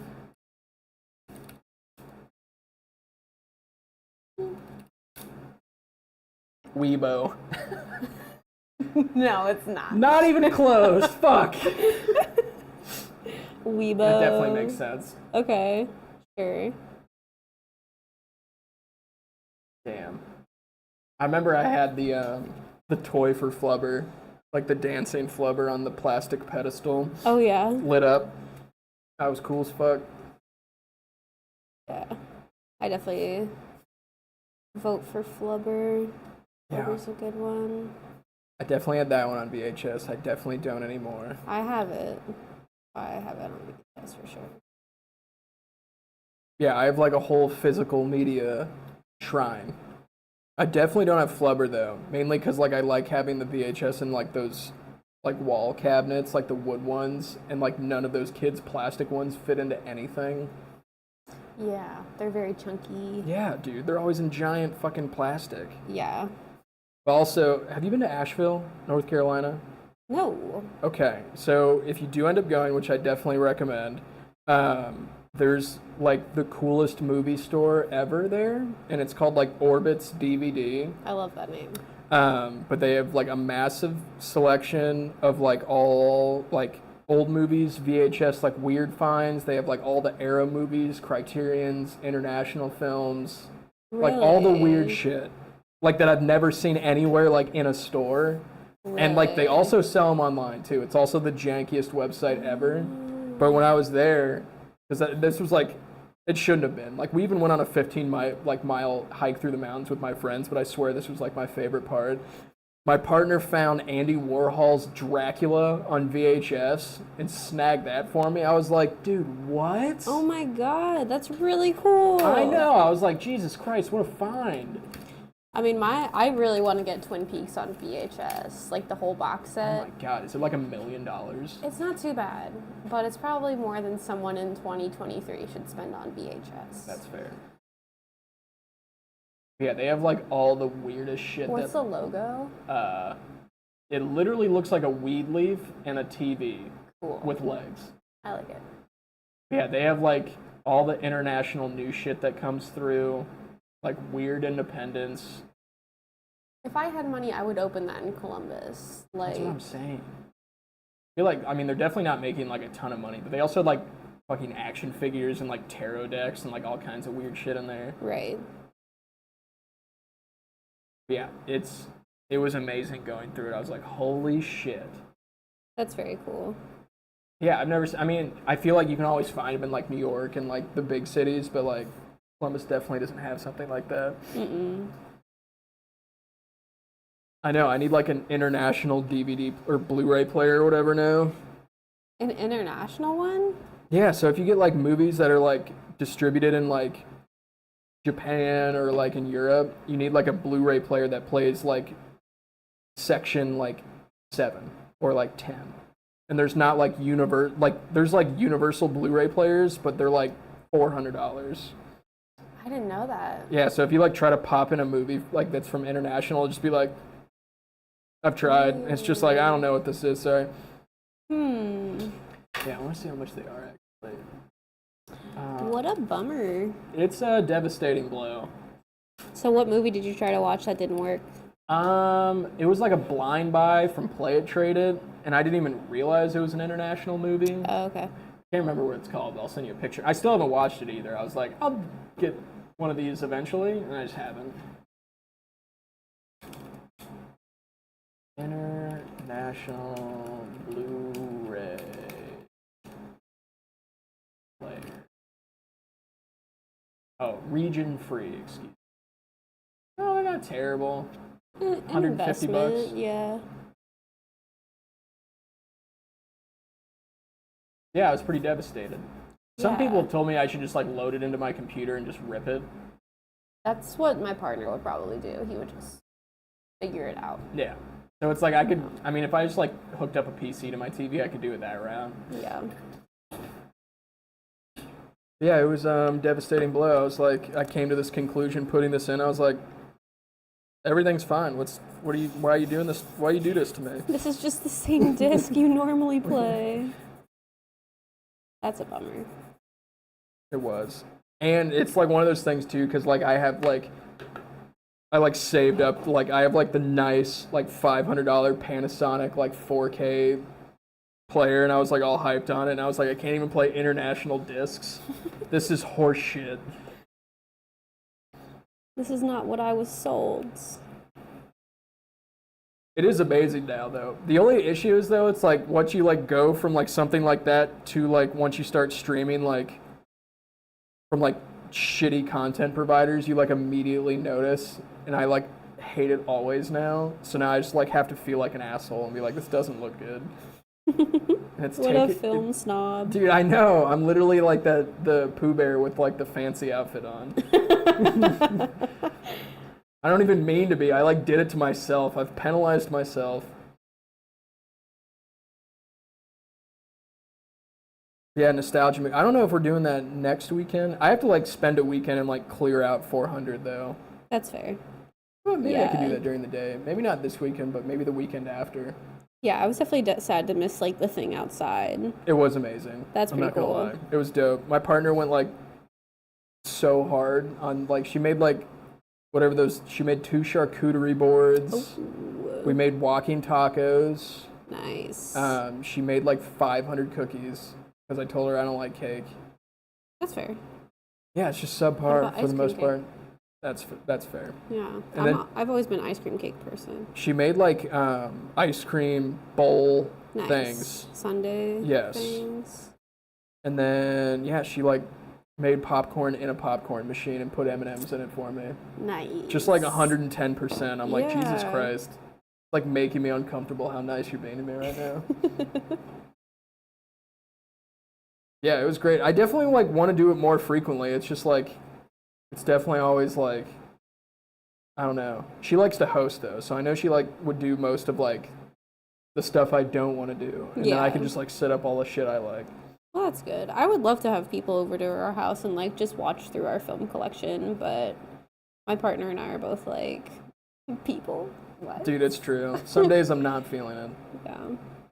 That's why I like shit like this. I feel like one-on-one environments are easier to have conversations, where if it was like 15 people, I'm just like, I'm like exhausted after 25 minutes of it. Right. That is the bonus about a movie though. You don't need to talk through most of it. Exactly. Have y'all been to Bad Movie Night at like Studio 35? No. Maybe the Drexel has it too. Yeah, like the guys at like Studio 35 just compile a bunch of like shitty movies together with like terrible voiceovers, but it's pretty entertaining. Hell yeah.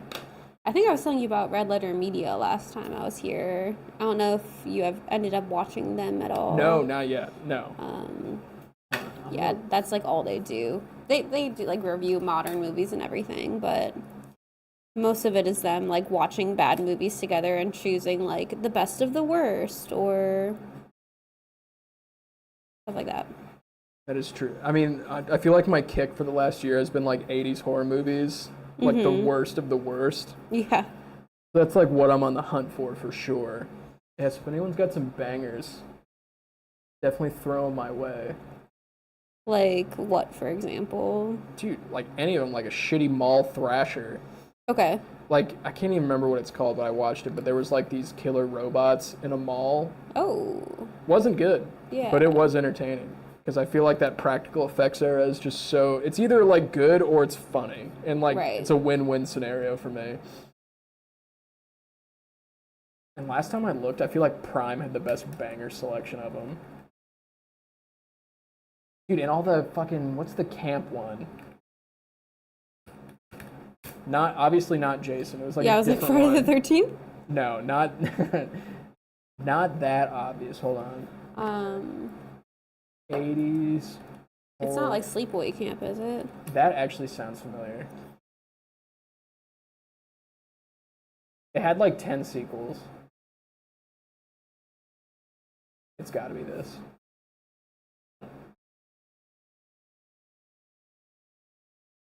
Yeah, it was definitely this. Yeah, like shit like that. That was good. I enjoyed it.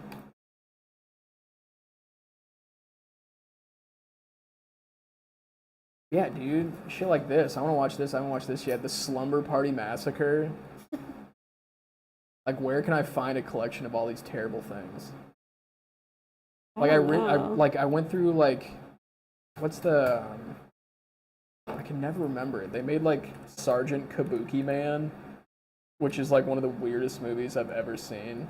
Sergeant Kabuki Man? Yes, it's terrible too. Look at this cover. Wow. Yeah, it's super racist too. And there's like literally a really brutal rape scene in it for like really no reason. There always are though. Like from watching, sorry to raise my voice. There's too many rapes. I don't like it. It's a lot. It is, and it's really bad. Yeah, it's exploited pretty frequently. It's always like completely unnecessary to the plot line. Yeah, like it didn't change anything. Yes, trauma movies. Excuse me, but they did Toxic Avenger. Yeah, like Toxic Avenger is like what started me on this journey. I was like, this was terrible, and I loved every second of it. Like watching Red Letter Media, it's often a case of like there's a weird rape scene because the guy who's filming the movie just has hired a bunch of underage girls and wants to do creepy shit to them. Like easy clap, and they're just happy to be there. So they're like, yeah, it's fun. Yeah. You're like, I was promised something else. This is different than what I thought it was. Have you seen the movie Irreversible? I don't think so. Okay, so I would highly recommend it for sure. Like but 90s also, movie? 80s? It's either late 90s, early 2000s. I Okay. can't remember. But there is, and trigger warning, a very, very realistic rape scene that's literally 8 minutes long with no music. Brutal. But it's also like, it's crazy. It like runs, it's a movie that runs forward and backwards at the same time. It's pretty crazy. At the same time? Yeah, I don't know how to, that's the only way I can explain it, but that's like, it feels like the narrative is going backwards and forwards at the same time. Have you seen that Ethan Hawke movie, Predestination? Like a weird sci-fi movie about time travel. Pretty sure.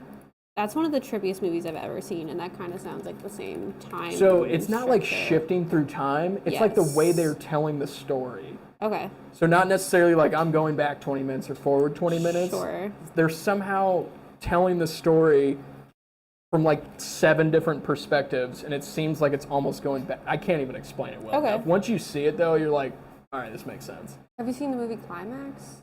No, I've been meaning to though. It's like on the top of everyone's list, like A24 list. So like I need to see it. There's a lot of A24 movies I haven't seen. It won't make you feel good. But I want that. That'll probably make me feel good. Yeah. If it's not supposed to make me feel good, it'll probably make me feel good. Oh yeah, there's a lot of sadness in that movie, but very good. Like literally my favorite movie's Blue Valentine, and that movie is just pure sadness. That's what I've heard. I've never seen it. It's amazing. I don't know why I enjoy it so much. It's literally just the demise of a once close relationship. And Yeah. I don't know why I connect to it so well. Maybe it was like the tragic trauma of my childhood, but it's exceptional. I used to love Eternal Sunshine. I still do. Eternal Sunshine of the Spotless Mind. That used to be my favorite movie. It is a banger. And that one's pretty sad. It's a tough one. It's hard not to relate a little bit to it, like consistently throughout the entire thing. Right. I haven't seen their new thing. Like he did another thing with Jim Carrey, like that weird where he's like a Mr. Rogers character on Showtime. It's like called Mr. Poppy or something like that. Really? Like that same Yeah, it's like the same Charlie Kaufman? same like tag team, director and Jim Carrey. Is that Charlie Kaufman? I actually don't know. We're gonna find out. I think it is. Oh god, it's definitely not Mr. Poppy. I don't know what that is. Hold on. Why would you search Mr. Poppy? I don't know. I That thought was that one I you literally weren't sure about. I literally think it's definitely close to that. I thought Jim Carrey was done after Sonic. I was not close at all. It's called Kidding. Okay. When did this come out? Like 4 years ago, Okay. I think. Cool. Wait, is it the same writer? Someone told me it was the same duo. Dude, I just like blindly believe people all the time. He had to have wrote it. People are just lying to you so much more than you know. I know, and it's like it's like a certain level to where like I don't care enough to refute it, and then I'll just like, yeah, I trust Repeat you. it. Yeah, it's fine. I'll just keep perpetuating this wrong information out. It's me with the ticks. I get it. Yes. Possums don't eat ticks. They don't like them.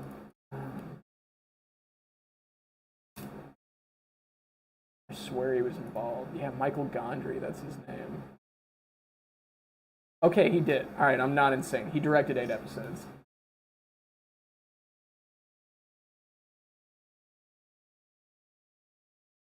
And what else?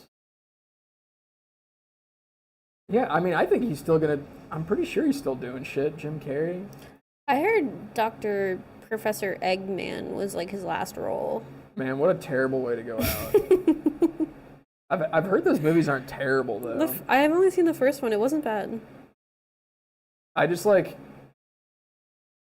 I mean, I know they improved the character design, but part of me just didn't want to see it just from letting the internet bully them into doing what they wanted to do. The first one was so bad, though. Why did they think that was the right choice? I actually have to see what it looks like. I want to see it again. I can't. Original live action Sonic design. It's actually already funny seeing it. Why did they think that was okay? Why is there so much teeth in the mouth, honestly? That's what's throwing me off. Yeah. The full shot of it. It's definitely not right. But I still don't like the internet bullying them into being like, no.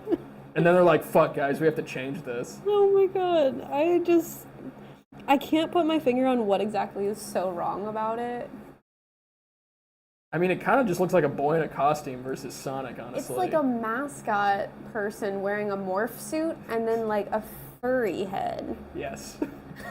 It's like too personified. It does look too much like a human body. Yeah. It's like they're like, hey Jim, go stand over there, and then they like scanned him 3D and then put fur on him. It does look it's like too much almost. It is pretty good. I have to definitely put this on so people can have a reference. It is really funny. It definitely is. They need to see the full body shot. I just like, God, I would never accept that. Just like the internet just being like, no, I don't like it. Make it look like old Sonic. I don't like it. I'd be like, fuck you. You're going to like it like this, whether you like it or not. This is what we gave you. Oh my God, this photo's kind of haunting, actually. I don't like that. That's like some early YouTube thing. Yeah, it's just like the teeth are like not perfectly straight, which is making me more uncomfortable how realistic it looks. Yeah, nothing about that is pleasant. It does look just like a human body. With like Nike running shoes on. Alright, I kind of understand. I was just so mad about that. They should have just made it look like Sanic. Sanic? Wait, do you remember like the meme? Yeah. Yeah, dude. It didn't, to be honest, the previous design kind of looked more like Sanic than Sonic. It did, yeah. Oh my god, someone made a Sanic trailer? That looks really good.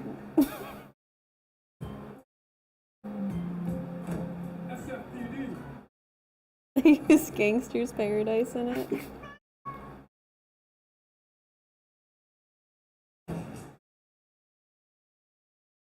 Played on a kid's keyboard. Damn it, that was disappointing.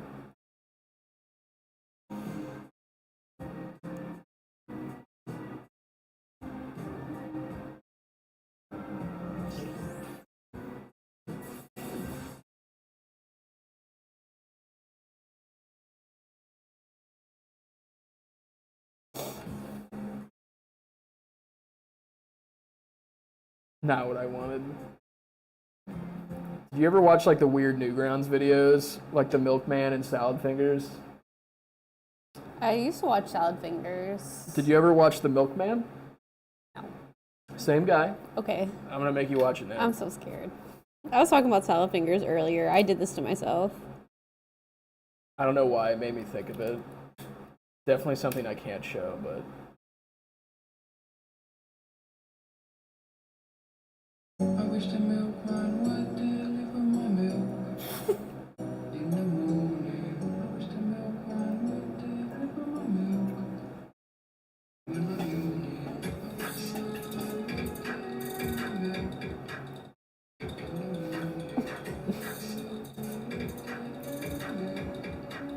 morning. I love the beat. I know. Good.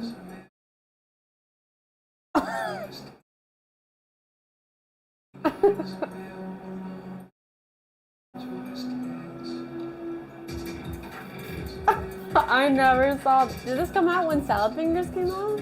Yes. I was never shown this one. Oh!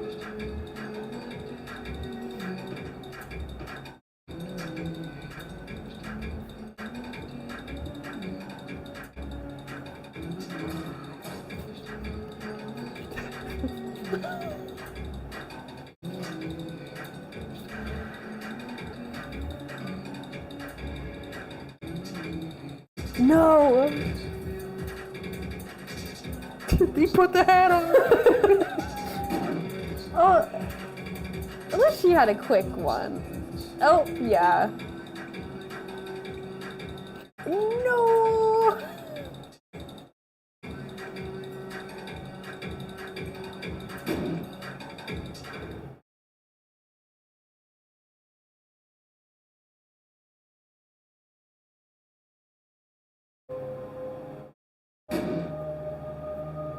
Cool. The saga of the Milkman. Yeah. You feel better after seeing that? Was it worth it? Yeah. Yeah, thank you. Mm-hmm. You're welcome. Thanks. Get to think about that I'm later. glad I made it past when that came out. Never saw it as a kid, and then I got to see it now as an adult. I was just like a Wild West kid on the internet. I was like on the search for like the weirdest things I could find. Yeah, that was a place for it. Early YouTube was definitely a place. See, Oh, I was stuck in like the duck song, the grape song. Dude, it wasn't even like, I wasn't even on like YouTube. I was like on LiveLeak and like that'sfucked.com. Like I scarred myself. Like do you ever, it's not sexual, but did you ever watch like the 3 Guys 1 Hammer video? No. Yeah. How do you, so it's like, Do they hurt themselves with the hammer? It's like watching 3 dudes like brutally torture and kill a guy with like a hammer and screwdriver. Like for real, for real? Yes, very real. Did they catch the people? Nope. What? Dude, yeah, if you're like squeamish to that, I would not recommend watching it, but I'm not gonna watch it. yeah, don't. Yeah. It's pretty bad. I listen to a lot of true crime. I don't want to watch that. Yeah, so it's like I would find like bizarre things. I don't know. I'm surprised I came out as normal as I did, but man, I'd be on a hunt. Wow. Brutal. That's a lot. How was that? Dude, yeah, I found it when I was Not- like 9, 10 on the internet, just blind, like, because my parents didn't know anything about technology, so I was like, on the hunt, dude. Let me find some weird shit to show people. Wow, that's intense. That's a lot to take in as a child. Dude, it was wild. I was not filtered too much, at least even when it came to like movies and shit either. My dad would just be like, whatever. Yeah. You'll be fine. Yeah. I'm like, all right, cool. Now I'm kind of scarred. I don't know what like fucking happened to me in my brain. Yeah, quality content out there. There's even Yeah. wild stuff now, honestly. If you've ever been like, if you use like a Tor browser in the dark web, the website that a friend of mine uses to buy like his fun extracurriculars on, sent me the link, and you can like just buy people on the website. And I'm like, I don't know how good I feel about this website. Like, that's crazy. Yeah. Yeah.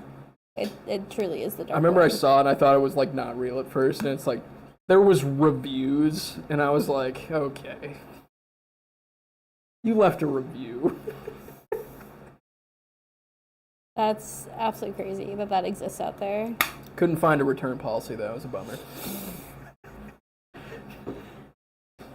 Damn. Yeah, it's crazy. Yeah, get off that topic. Yeah, just down my Yup. dark trauma holes as a child. Yeah. All right, so yeah, Milkman. Any other fun videos you saw? Does not have to be in the same realm. I remember what I saw super late. I didn't see like Harry Potter puppets till like 2 years ago. Till 2 years ago. Yeah, no idea that it Oh, existed. yeah. They are fucking awesome though. They are pretty good. And someone was like, "Yeah, it's like the OG YouTube video." Oh yeah, And the I was pipe like- bomb one. I was like, I had no idea. I just missed it. Yeah, you were in a darker place. It's okay. They just don't get that.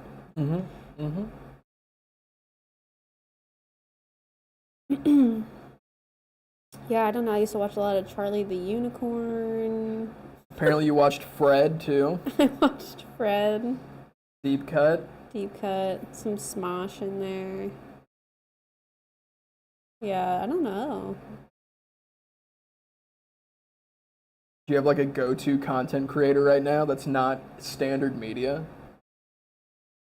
Minus, well, I guess you told me about, who did I just subscribe to? Was it Bad Reel? Oh, Red Letter Media. Red Letter. Yeah. I don't know. I don't really consume a lot of stuff on YouTube. Oh my god, that's like where I live. Yeah. There's just too much good shit. Yeah, there's a lot of stuff on there. I feel like I'll find myself watching something like interesting, but like immediately be like in a compilation of Mark Norman's funniest moments on podcasts out of nowhere, and then I'm just like stuck in that hole. Like watching compilations of stuff. Yes. Yeah. Like it doesn't even make sense. It'll be like 2:30 in the morning, and I'm watching like best dunks from 1990 to 2005. Hey, if you're not feeling bad and don't watch Vine compilations, you don't know how to feel good. Yeah, that is one thing I missed out on too. Like I just didn't have Vine. Me neither, I but just never had it. Vine compilations on YouTube are really good. The only ones I've seen are like riff raffs, and like those are bangers. I will give him that. Riff raffs?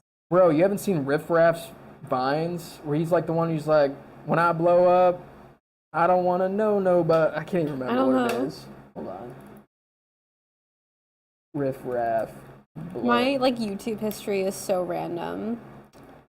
I have Main goal is to blow up and then act like I don't know nobody. I remember the teeth. Is to blow up and then act like I don't know nobody. I don't know why, but I've seen that so many times. Like I don't know nobody. Oh, okay. Yeah, I didn't know his name, but I have definitely seen that. Yeah, dude, Peach Panther. You never listened to his music? No, Oh man, you're in for a treat. I can imagine it.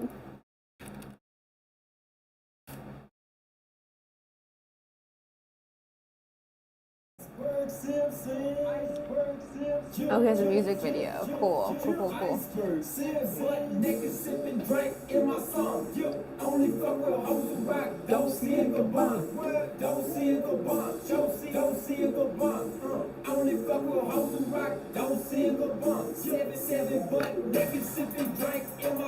So definitely like earth-shattering lyrics. It changed the state of hip hop for It's sure. like high quality In a big way. music video though. It Like, is. It's like clear.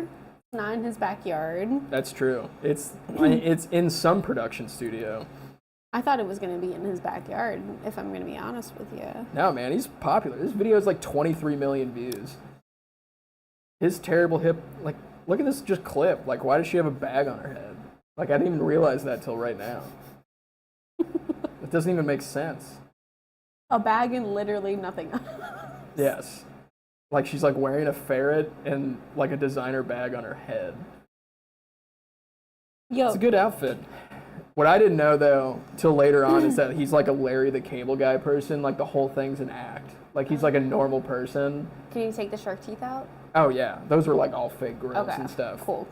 But yeah, that like blew me away. Like, I remember seeing I looked up early stand-up of Larry the Cable Guy, and he was just like a normal white dude. And that was Really? like a persona that he took on. Which sounds Commitment. terrible. Why would you want to be connected to people like that? Just like hill trash? And then people like talk to you like that or think you're like that. Yeah, dude. Then you're just like Forever. stuck in that circle, dude. You're stuck doing like Forever. heartburn ads for the rest of your life. Right. Have you ever seen the Duck Dynasty people before Duck Dynasty?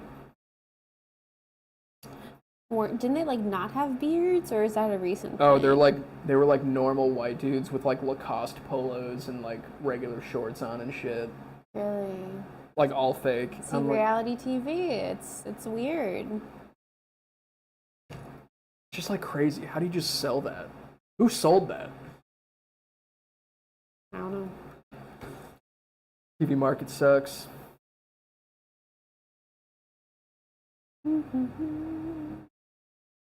So how's it looking? I think it's looking pretty good. I just have a few areas that I'm not sure how they're gonna come together because I have like different values and textures all like butting up against each other. Yeah. So I don't know what's going to happen up there yet. Sick, But that's though. okay. Yeah, Austin was like asking to, at least whenever, of course, whenever you do finish it, if you Yeah. could do like a test print on something so he could see it. Yeah. Well, I brought some stuff with me. Do you want to do a test print and then we can be wrapped up for the day? Sure. I can test print it just like to see what it's like. Yeah, let's do it. Cool. It's gonna be very interesting.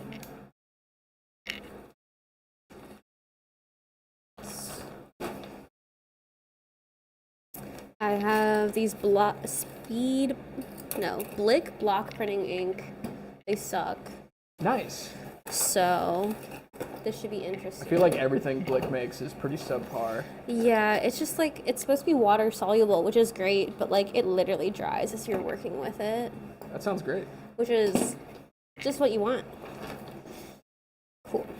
I'm gonna get some spicy B-roll of you doing the entire setup. Yeah, like printing this. Oh yeah.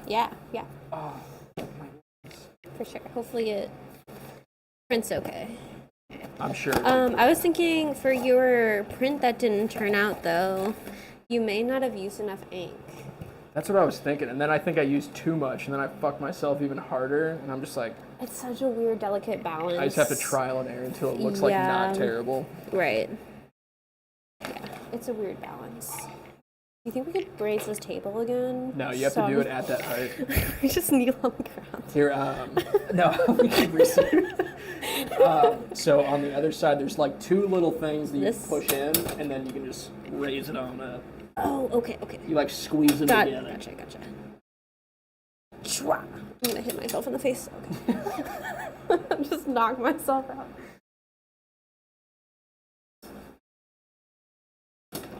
Yeah. All right. Oh, okay. Cool. Hell yeah. Oh, now it's like a really close up, like. Oh yeah, here, we'll move it. Interesting shot. Just so it's not in the way. Actually, what we might do... just trauma camera right now. Okay, this is gonna be where I ink stuff up.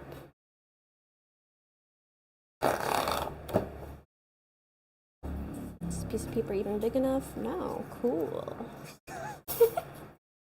Love. I think. I don't even know if I might have painter's tape here. Oh, I have some tape. Oh, okay. Perfect. I brought some. I can't leave home without scissors and some tape. It's like a funny thing to carry with you at all times. Not at all times, just like when I know I'm going to be doing some sort of artist thing.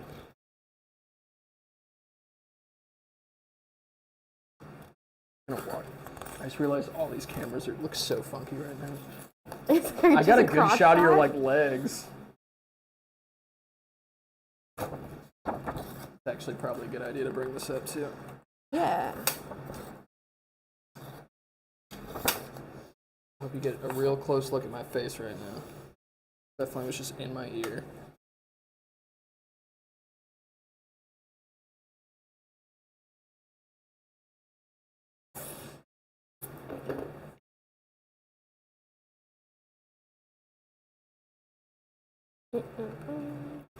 But of course I will do better proofs of this and everything for Austin once this is actually done.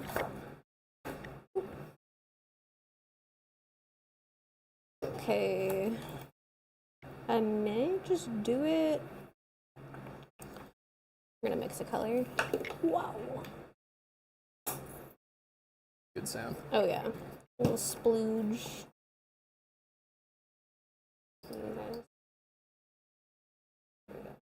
Hello.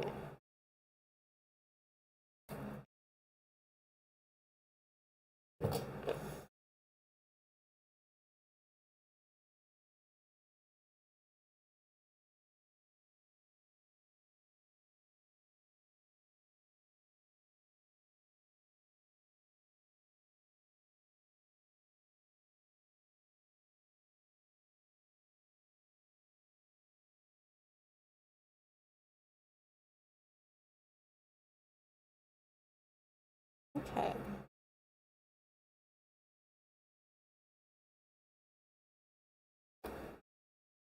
I'm actually very eager to see this process for my own educational purposes. I mean, I'm eager to see how this will turn out as well. I have never printed like this haphazardly, so. In the worst conditions possible.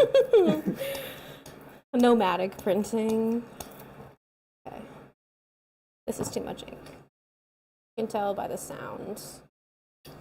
Like that mac and cheese spanking sound? Yeah, it shouldn't sound like wet cheese. Sound a little bit more like that. Still a lot.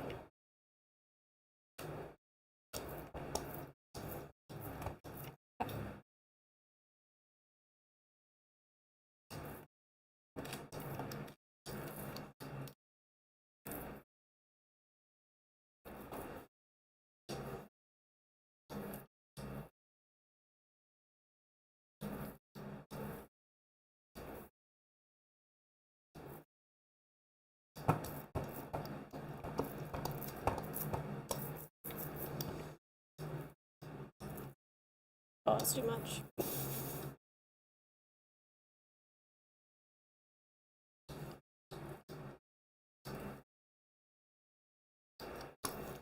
It's definitely too much. Filled in some of my lines. No, it's perfect. It's definitely the easiest to work in these kind of situations when there's 7 cameras pointing at you. Yeah, I'm set up for success. I don't know why I'm sweating. I can type 140 words a minute, but whenever someone's looking at me, it's I immediately don't know how to use a keyboard. Oh my god, it even feels kind of better out here. Well, yeah, we're in a tiny little box. With 10 hot things pumping out. How did you learn to type? Did Mavis Beacon teach you how to type? I just have been using a computer like way too long. Okay. And that's like definitely the reason. YouTube did. I was like very into video games and computers when I was a kid. When I was a kid, I was like 300 pounds though. And then then you showed me a photo. Yeah, and then I like stopped doing that. Yeah.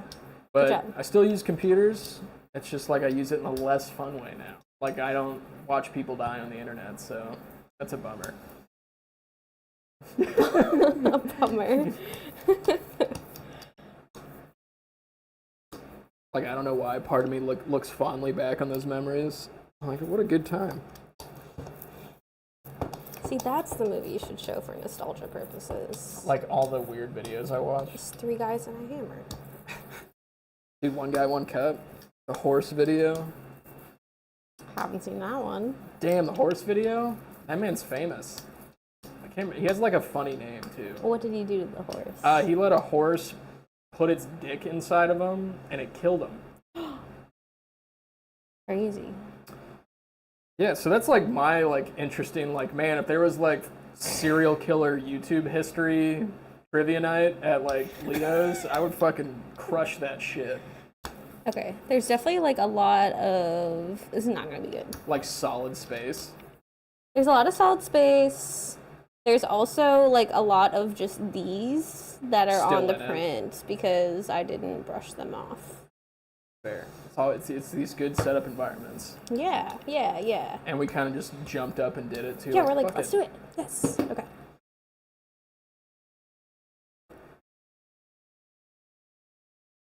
Yeah, move whatever. Oh no, I'm like moving it for your sake, honestly. Just because I'm like weird and I like a clear clown. I have green fingers. Cool. We're gonna do this in smoosh.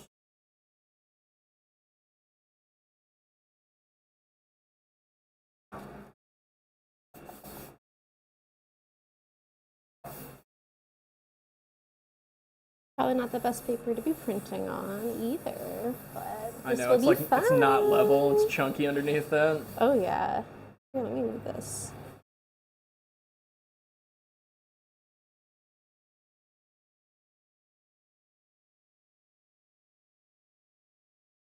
Oh, like the table has a dip in it too, I think. Yeah, it's a pretty good scenario all around. Yeah. For sure. Totally not complaining. I hope you know that. No, I need it. All the shit talking possible. Oh, sheet papery.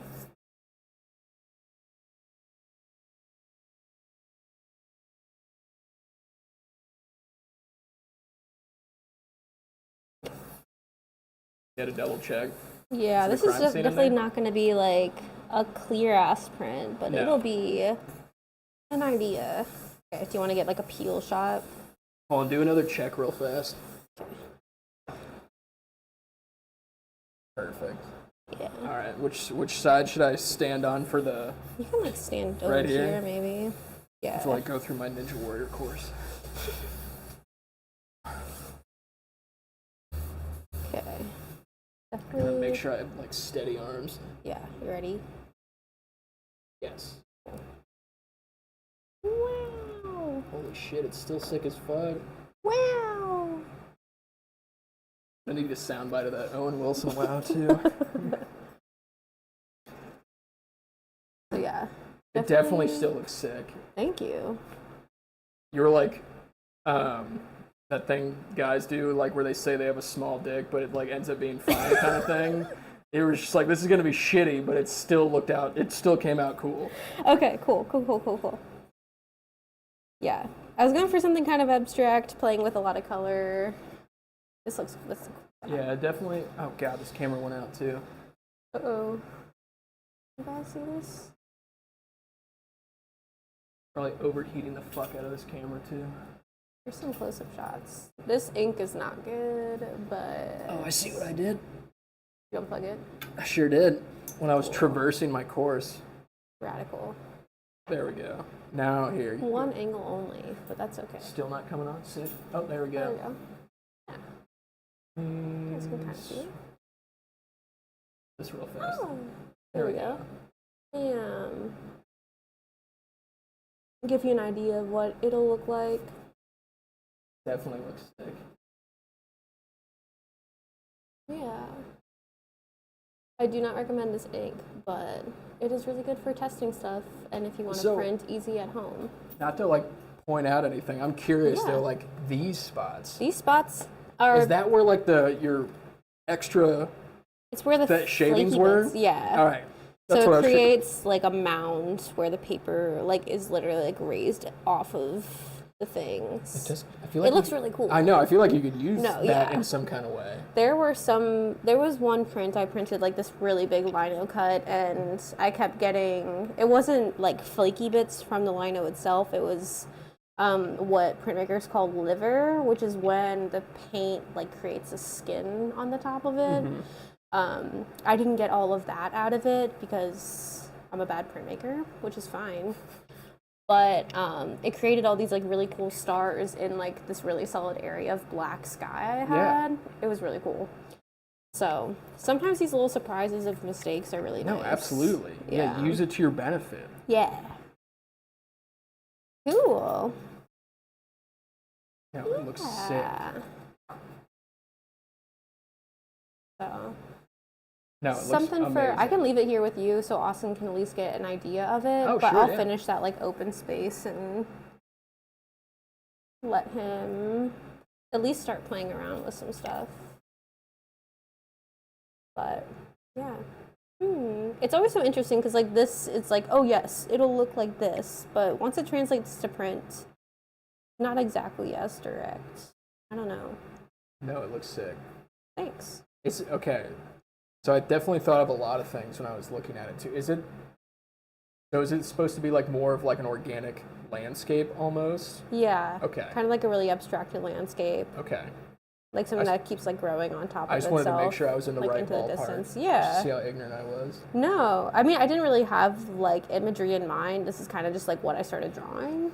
It just like makes me think of like peaks and valleys down here and like closer to the foliage. Yeah. Definitely was doing like some grassy textures, some rock textures. Yeah. It's